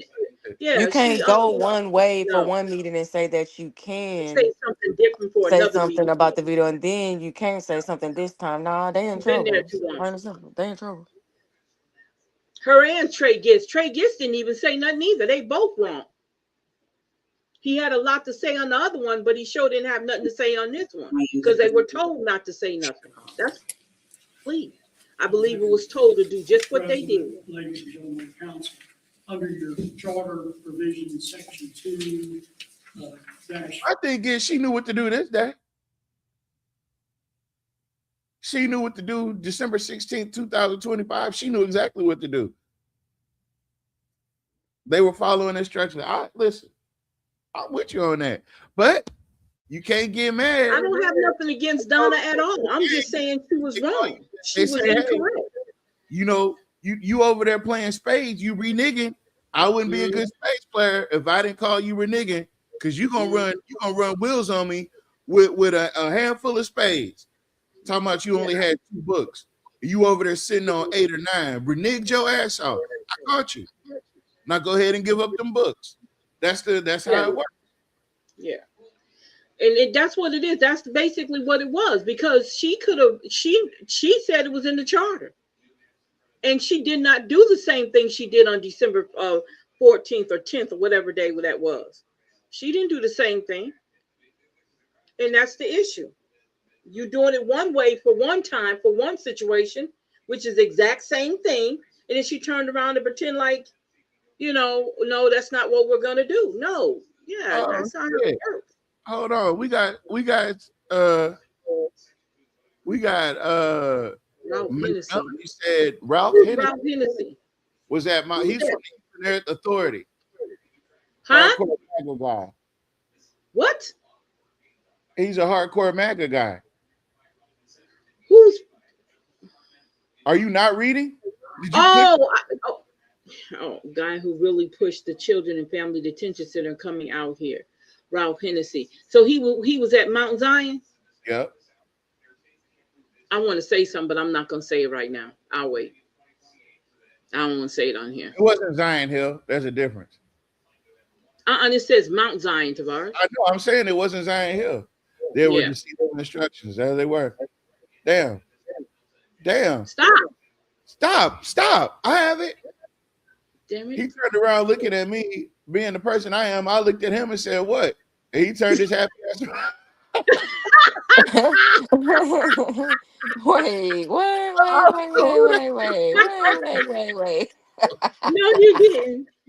No, you didn't. No, Miss. I know She Miss said Bell. being the Miss person Bell was she being is. Miss Bell. Tell me, Miss Bell, who are you? She said being the person I am. Hold up. Who are you, Miss Bell? Deceitful instructions. I'm wondering what the okay. So let's run a scenario, right? Listen, Donna, Trey, listen. You guys know what we're up against out here. Okay. I don't know if you guys know, but I'm vetoing that thing. I sent it to you, Donna, last week. Listen, I need you guys on your P's and Q's. It is not up for discussion. It's not up for debate. We're not there's nothing. I'm saying what I'm saying, and I said what I said. They had 2 weeks to get it in. They didn't want to say nothing about it. Fine, we're just gonna let it fly, just like this. Don't let them say nothing. That's pretty much how that conversation went. It's the only way it could have went. Well, Jock, what do you want us to do when they try to make a motion to vote? No, we're not letting it happen. We can't let that happen. Well, Jock, how are we going to tell them it's in the damn rules? I'm vetoing it, and that's that. Yeah. I don't know. I can't even. I don't know.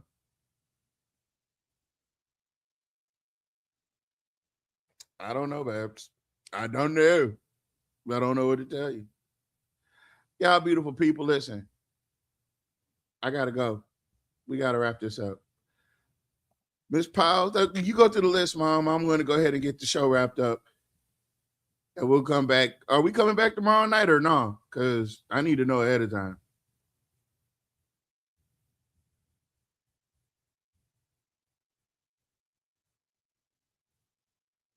Tell them they don't. I'm just talking.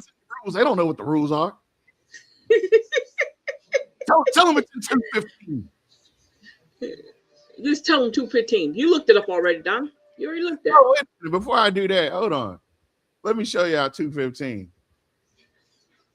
2:15 has absolutely nothing to do with what they're talking about. It only covers the veto section. Well, they're talking veto, ain't it? Yeah, ordinances vetoed by the mayor shall be submitted promptly to the city clerk. It has absolutely nothing to do with holding the vote. Zero.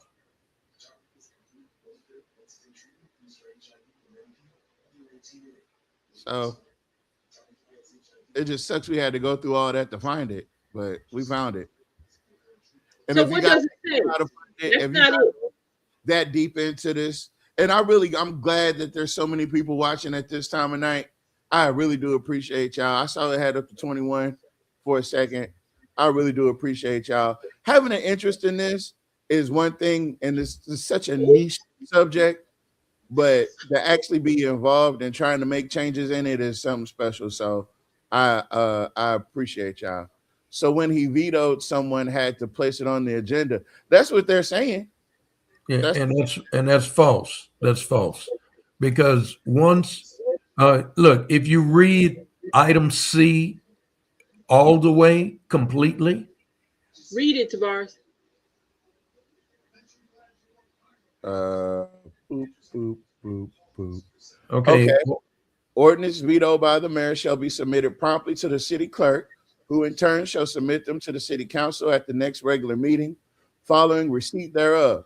Should the council vote to readopt the ordinance by affirmative vote to 2/3 of all of its members, said ordinance shall become law irrespective of the veto by the mayor. So that means if they can get 5 votes, it doesn't matter about the mayor's veto.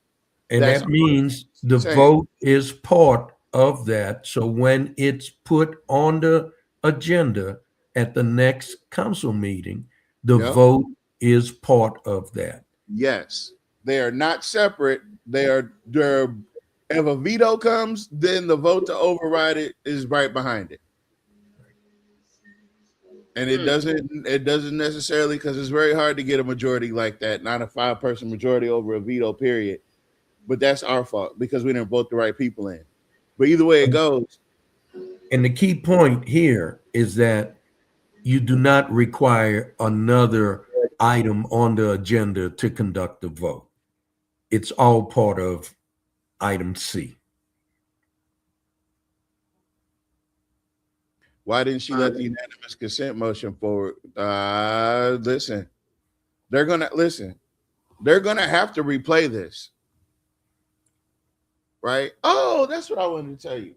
For those of you that are so involved, that would love to be more involved, here's a task. At the next city council meeting, you get up there before Cornelius White does about the minutes, and you bring this point up. You bring this exact point up, and you tell them that they violated the city charter by not following it as it pertains to vetoes. And you can tell, let me tell you something. Jock might have ducked it today, but he's not ducking that next city council meeting in 2 weeks. And that way you could do it right in front of him. Yeah. So about the minutes, apparently you guys subverted some of the city charter rules by not engaging in override vote following a veto. And then if you really just want to say, you straight up lied, you lied. You lied and said that this is required. You said that there's a whole nother agenda item that requires unanimous decision. That's a lie. You lied. You lied to the council.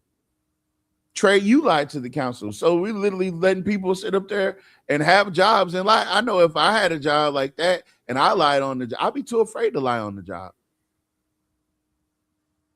Because I don't know what that would include. You got a job like that, that's how you don't know if that's you creating a federal offense or you don't know what you're doing.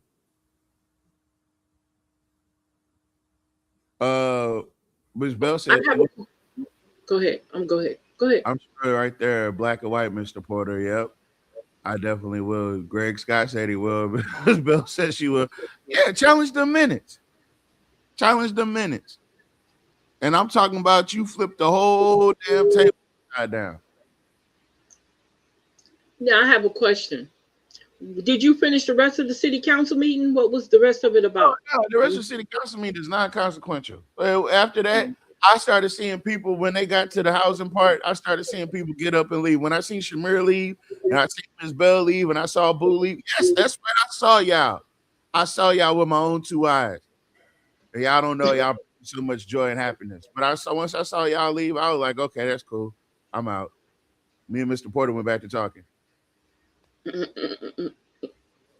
Because, we saw what we needed to see. It was a sham. It was a sham. Good. Get it together. You perfect for that task. Listen. Oh, me? Oh, no. I go into City Hall. They're going to throw me on the ground. I'm going to be Cornelius White III. Oh, my wrist.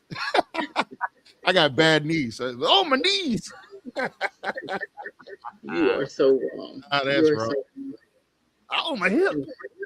I would be yelling out different. I got to take medicine before I go, just in case they beat me.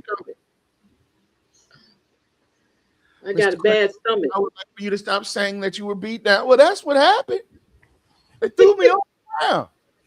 Mr. Cornelius, did you get the banging that? Mr. Cornelius, no, I'm just saying. And you watched it, Jock. You watched it. He told me he was upstairs watching it. I know you was upstairs watching on your closed circuit television set. But I can get around on the interwebs. I know how to find out the video. And all I needed was the date. And you said that's why you lost your court case. Oh man. Yeah, I would have won the next court case. It would have been the court of the streets. I would have won the next 3 court cases. It would have. Yeah, I think that was so out of. Oh, that was so out of line. Oh, that was so out of line. And we allow him to say that kind of stuff to us. We sit back and put our head down. That was humiliating. Just like he tried to humiliate Jack and Stephen Chart. Just like he tried to humiliate or Mark Hotnell tried to humiliate them 2 news reporters. Y'all, that's not how you handle stuff. That's not how you handle stuff. Well, if you in the right, you in the right. But when you're in the wrong, you don't do that. You're wrong. We have many problems. That's a way of losing respect for you when you're acting like a child. People have a right to be angry. People have a right to disagree with you because you're doing some shady shit. Excuse my language. Yeah, they got a right. They got a right to show that you're doing it because it affects them. You can't be cussing on here, man. Tavares, the way you be cussing, luckily I ain't said nothing to you about it. So like what? I didn't say shit. I mean, I didn't say nothing. Yes, you do. You be using the MF word. You use nigga like it. Man, that's not real. Okay, whatever. Okay, Jock.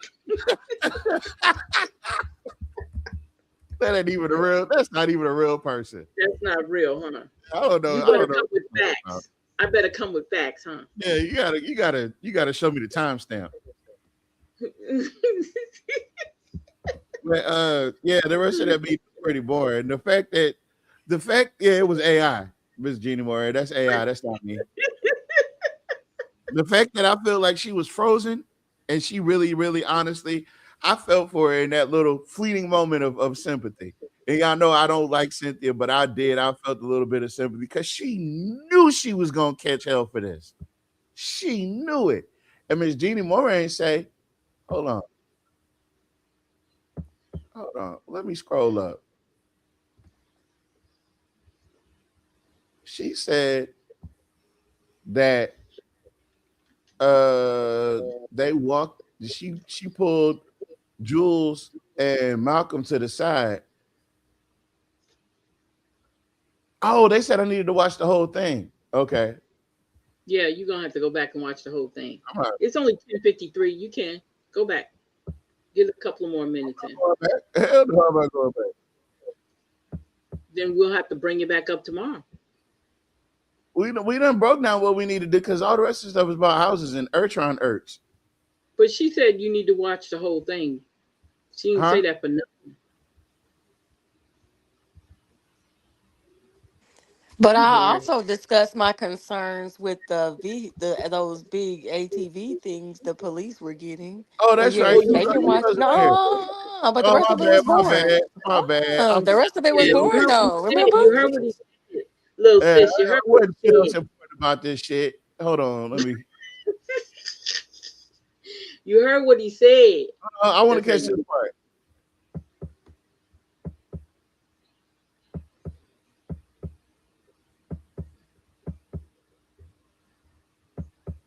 Go back on mute.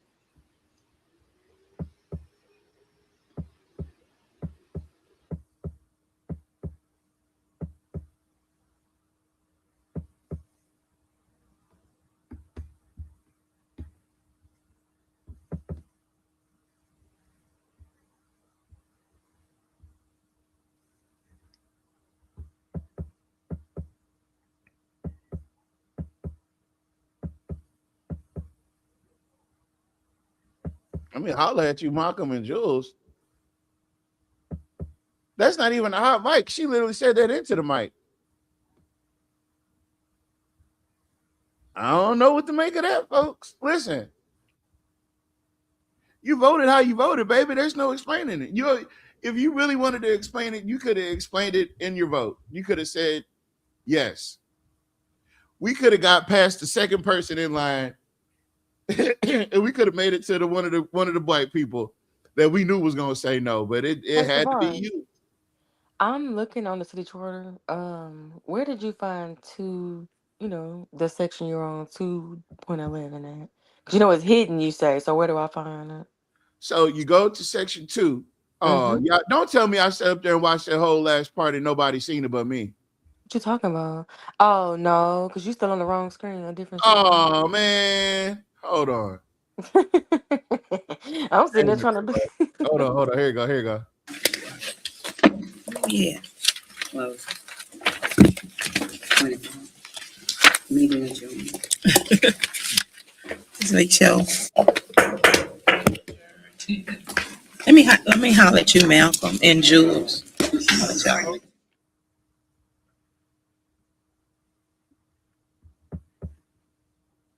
Huh? Listen. Shit. Yes, indeed. Shit. Shit. You just kind of you undercut us. What can we talk about? We tried standing up against the bureaucracy, and you participated in trying to shut us down. Well, because you're overstepping, the city council is overstepping their boundaries with Gator. That situation is between the city of Alexandria and Gator. And the council has no jurisdiction over that. That's basically what he's going to say. All they do is, what do they do? All they do is appoint commissioners to the Gator board. They're getting too personally involved. That's what his veto letter was basically saying. Greg said, I would have been like, nah, the meeting over, baby. It's too late.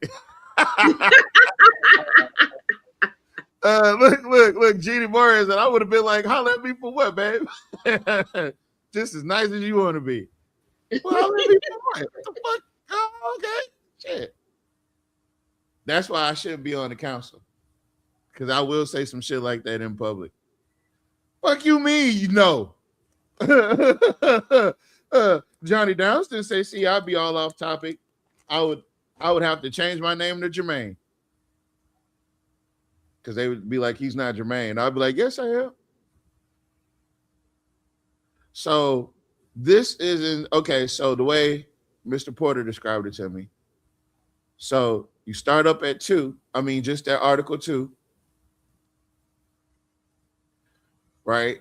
And then there's supposed to be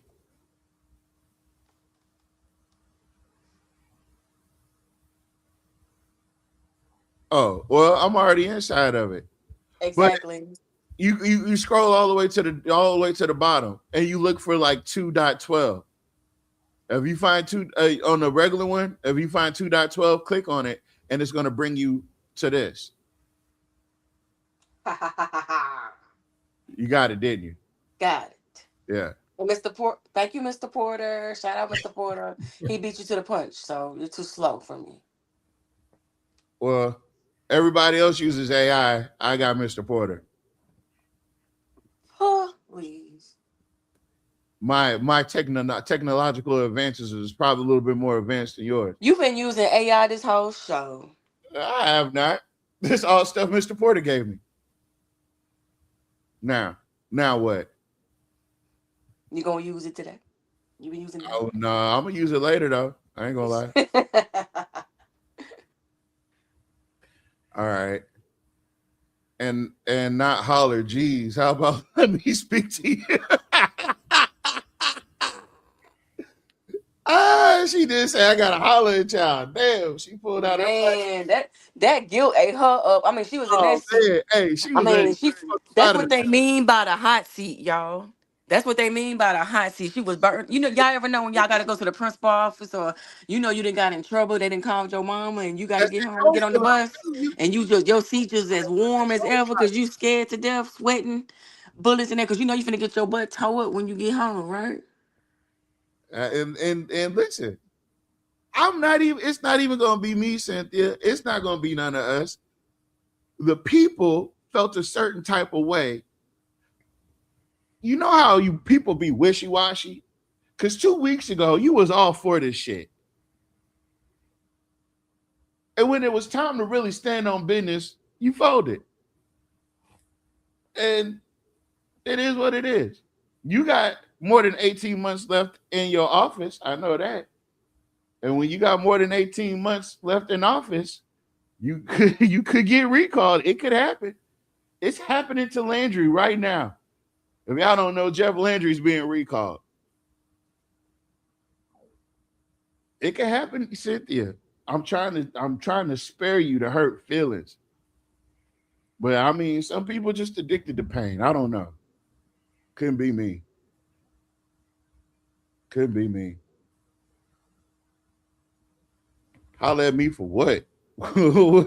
Well, you just I got a second up there with Mr. Green, and you gonna fucking put a hole in my boat? What we need to talk about? You put a hole in our boat. What are we talking about? Just because you're gonna take the bare minimum for Cheatham Park, that don't mean I want the bare minimum for my district. Maybe I want Gator's help. Maybe Gator is going to come through. Maybe Gator could have helped you achieve what you was trying to achieve with Cheatham Park, that the literal city is not doing shit about. They told you, come get your money out of my bloody hands in 2030. Come get your money out of my dead, folded hands, my dead, cold hands in 2030. And then you can have your Cheatham Park. But between 2026 and 2029, you kiss that shit goodbye. Ain't nobody trying to hear that. We got Bringhurst filled. We got to bring that up. We got to bring up Bringhurst. That's gonna be the new motto. Bring up Bringhurst. We're gonna use the money we got off the feds, off the back end. But I digress.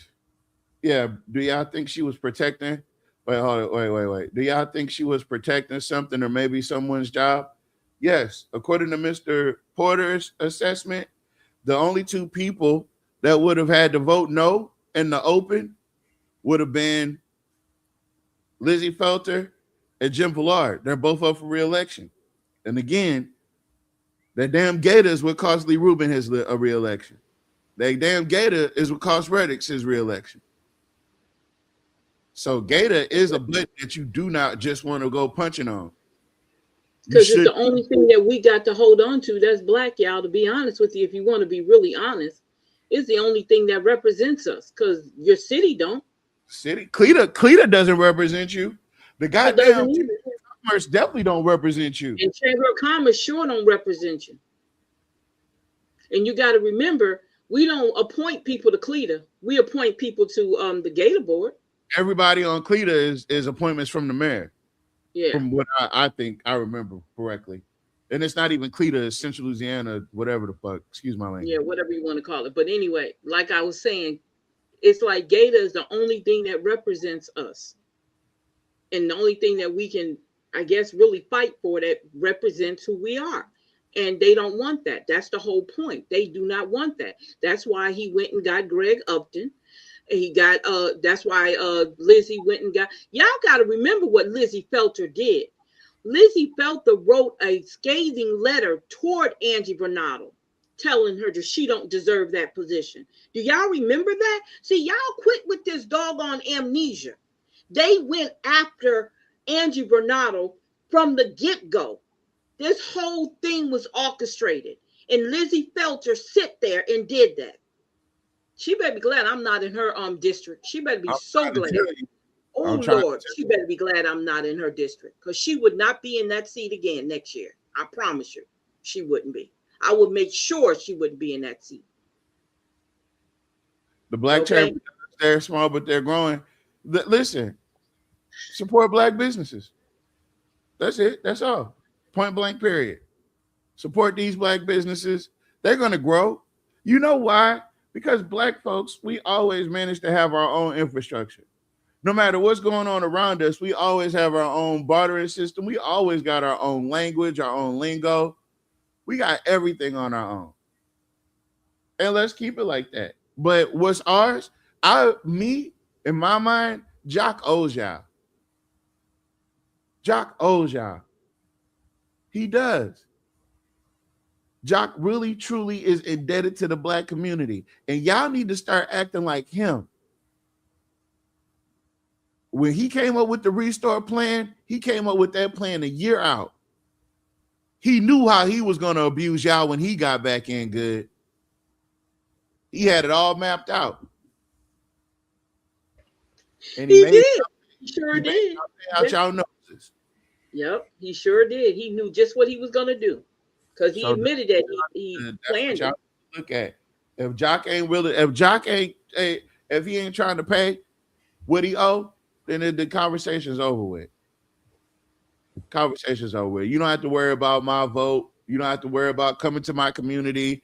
You don't have to worry about playing the guitar and fucking the harmonica at the same time.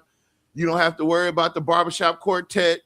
Oh, good night, my darling, good mama. You don't have to do that with Gary Johnson and Jim Villard. Y'all don't have to do any of that. You can just go home. Just go home. Goodbye. Goodbye, my Coney Island. Goodbye, my Coney Island. Goodbye, my Coney Island, bruh. He owes the minority community and minority. He sure does, Miss Renee. Absolutely. Goodbye. Goodbye, my Coney Island. That's what Jock is. No, what it is so, well, how it go? So come pick up your clothes. No. I'll have them folded. No, you don't fold Leave that. me at the door. You don't have to fold that. You don't have to fold fucking Does anyone of the council have a spouse with a position? No, you said that Miss Spirit folded, so I sang folded. Wait, what? I don't know. Does anyone on the council have a spouse with a position with the COA? Miss Jeannie Moran. What are you talking about? No, what are you talking about? So let me pick up the mic. Let me hold your hand when I say this. Hey, Miss Jeannie Moran, did you know that Lizzie Felter's husband had a job with the city right before she got elected? That's right. During COVID, he was the code enforcer. Would you believe it? He left his cushy job at Louisiana College to go to kinetics just to end up with a job with the city as a code enforcer during COVID. Does anybody know anybody that works in code enforcement in Alexandria? I don't. But here's the kicker. Nobody was doing code enforcement during COVID because we were all locked down. That's right. And he quit shortly before she was and he was hired around the time of the breach, but we're not going to get too far into that. Was anyone else? No, not that Cynthia used to. He retired though. Now. Somebody been watching TCM at night if they know barbershop quartets. Goodbye, Mike. I'm old. And plus, I think barbershop quartets is probably the next best thing to black gospel choirs. Same principles. And it doesn't require a ton of singing talent. Other than that, no, Miss Jeannie Moran. No. But I know that Lizzie Felter's husband is a computer graphics person that used to work for Kinetics. Well, actually, he left Louisiana College. He started his own business for about 6 months. Then ended up at Kinetics, and when he ended up at Kinetics, he landed there for about a good almost a year. And right during COVID, he switched jobs for the city. About 20, it's 26. So yeah, about 2021, somewhere in there. 2020, somewhere in there. But yeah. Yeah. But goodbye. Goodbye, my Coney Island, babe.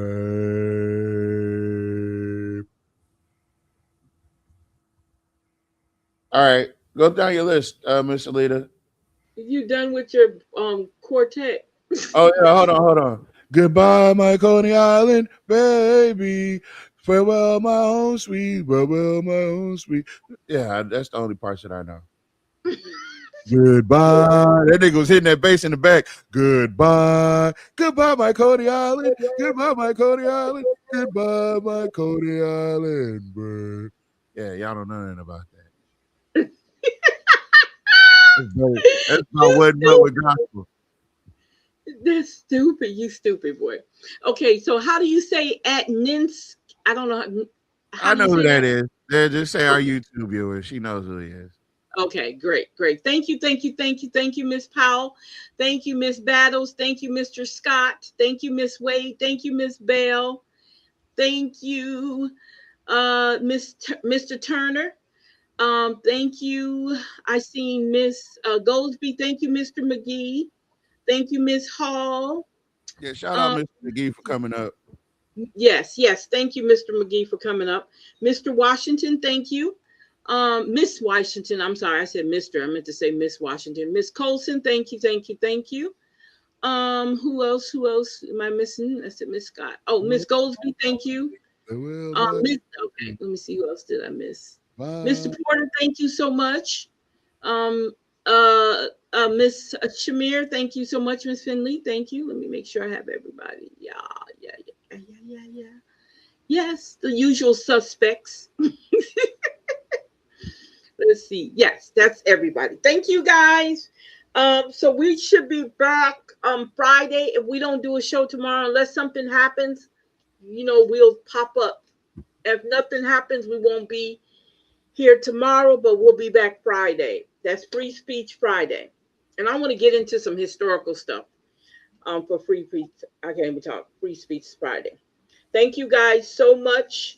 We are looking for an exciting. Don't forget to go out and early vote. Go vote. Absolutely. Go vote. Okay. If you haven't voted yet, what's wrong with you, man? I haven't voted yet. What's wrong with you, man? Nothing. Mr. Landry, they are putting a recall. They got a recall petition going right now. I actually hit the young lady up who's doing it, and I just asked her to make sure she let us know when she gets to Rapides Parish, because I would definitely be there. People already hollering they gonna sign it. There's a lot of people saying they gonna sign it when it gets to their area. So definitely, it's gonna take a lot, and she says she understands that. She knows it's gonna take a lot. Yeah. Nothing ever happens in Alexandria. Thank you all for keeping us informed and educated. You're welcome, sweetie. But yes, definitely. Well, guess what? Today with the Cleo Fields meeting, I passed by there because I had time after the city council meeting. I asked the question, and well, the second thing I gave them the early voting statistics, and I told them that I see all these people here, and early voting started last Saturday, and I told them that early voting ends this Saturday, to make sure that they go out and vote because people wait to the last minute to vote on the last day. So Cleo Fields was like, the first comment I said, he said I love you. But anyway, we'll discuss that part later. But anyway, for the second question, I was really talking about the early voting portion. I didn't have a question. You know what I'm saying? I just wanted to make sure everybody who was there, which was about maybe 100 people, you know what I'm saying? Wow. So the church was full. So I just wanted them to know what the numbers were looking like for early voting, and the black people are, we're down. We're down by almost 1,000. Um, yes, That's not good. we're down by almost 1,000. I had the numbers on me. I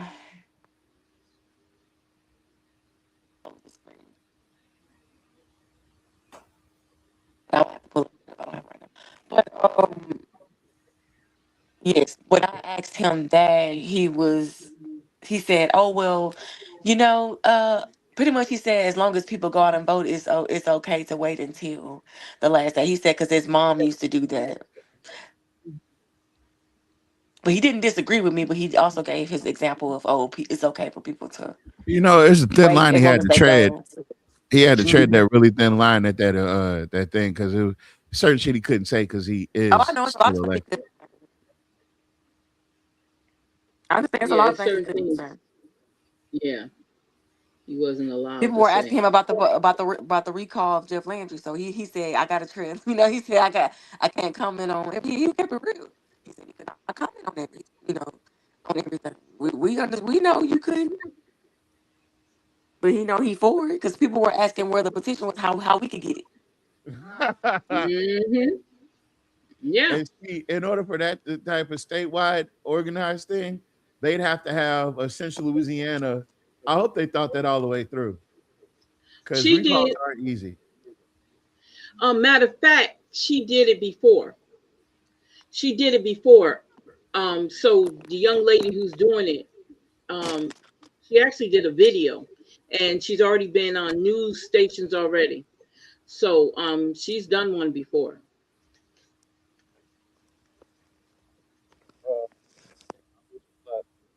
And I'm proud of her that she's doing it. Enough is enough. And I'm quite sure he knows already that he in trouble now. Especially when you call yourself suspending the primaries, the midterms or whatever. When you did all that, y'all, I'm telling you, that's a desperate move. That's a desperate move. People do desperate things because they are so afraid. They really are. Something that I'm disturbed by as we woke up this morning is seeing folks on the internet say that this was a false flag, that we are basically all in cahoots to say that this was staged. And I think as someone who, for all of us who was in the room, who had to jump on the ground, who had to text our family and friends and tell them that we're okay, calling our moms, like so many people in this country have done for decades, to see people say those kinds of things, it is frustrating and it's disturbing. It shows the issues that we have to try and fix. I ain't never seen this Brandon Coon in my life. He's sitting up there on basically state-sponsored television rocking a natural. Let's break it down. His feelings were hurt by people calling a hoax a hoax. Sir, you are not sitting here comparing your experience at the White House Correspondents' Dinner with that of children dealing with active shooters in schools, with people who were present at the Pulse nightclub in Orlando, Florida. You can't possibly be doing that because that would be insane. First of all, why are you at the White House Correspondents' Dinner? Oh, because you're on mainstream media and you're complicit in the advancement of the disinformation and misinformation and propaganda campaigns that are harming the citizens of the United States and the world on a daily basis. But you have tricked yourself into thinking because you're in your position that it's somehow more ethical and more moral or better because it's you, right? Because I haven't seen you calling attention to the systematic unaliving of journalists in Palestine and Lebanon. I haven't seen you call attention to the complicity of Democrats in the advancement of Republicans in doing whatever the F they want in this nation. No, you're just the latest black face being used to continue the psychological operations that are lying to everybody. And now you are not only lying to everybody, but you're continuing to lie to yourself. You are nothing more than a narrative reader, which is why you are sitting here spewing the narrative that the United States government, the literal imperial Death Star of the world, has scripted you to say. And so when you sit up here and you try to gaslight an entire nation that what took place was not a hoax, simply because you are not ready to wake up to the lie that you're living in, you're embarrassing yourself. You don't even deserve to wear that natural. Boo-hoo, he's hurt. Boo-hoo, he needs therapy. Shut up, bitch. There's too many coons in the black race. That's the motherfucking problem. That's really how I feel. There's too many of y'all that like this shit. You niggas like being second place. Sorry. On another note, and we're getting out of here. Well, did you have something else to say? No, I was just laughing at that. I didn't see that about her. I saw that that I saw what that guy was saying, and I was like, I was shocked that he said that. And then I was like, oh, okay. No, he ain't like that. He's done. I will never watch them again. I will never watch them again. I'm done. Because everybody knows that stuff wasn't real. And anybody on this show that believe it was real, let me tell you what I got. You want to tell you what I got? Hold on. What? I'm gonna take Mr. Porter off the screen. I'm gonna go ahead and play it. Boo-hoo, he's hurt. Boo-hoo, he needs therapy. Shut up, bitch. There's too many coons in the black race. That's the motherfucking problem. That's really how I feel. There's too many of y'all that like this shit. You niggas like being second place to white people. All their heroes have been white. They make you bow down to George Washington as your hero. Did they ever tell you that that hokey owned slaves? Did he ever tell you that? Yeah. Not only did he own slaves, he sold a black woman for a barrel of molasses, and he's supposed to be our hero. Our hero. Yeah.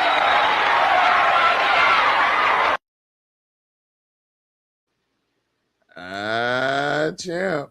All right. So now we can put Mr. Porter back on the screen. Thank you guys so much for joining us. It's been wonderful.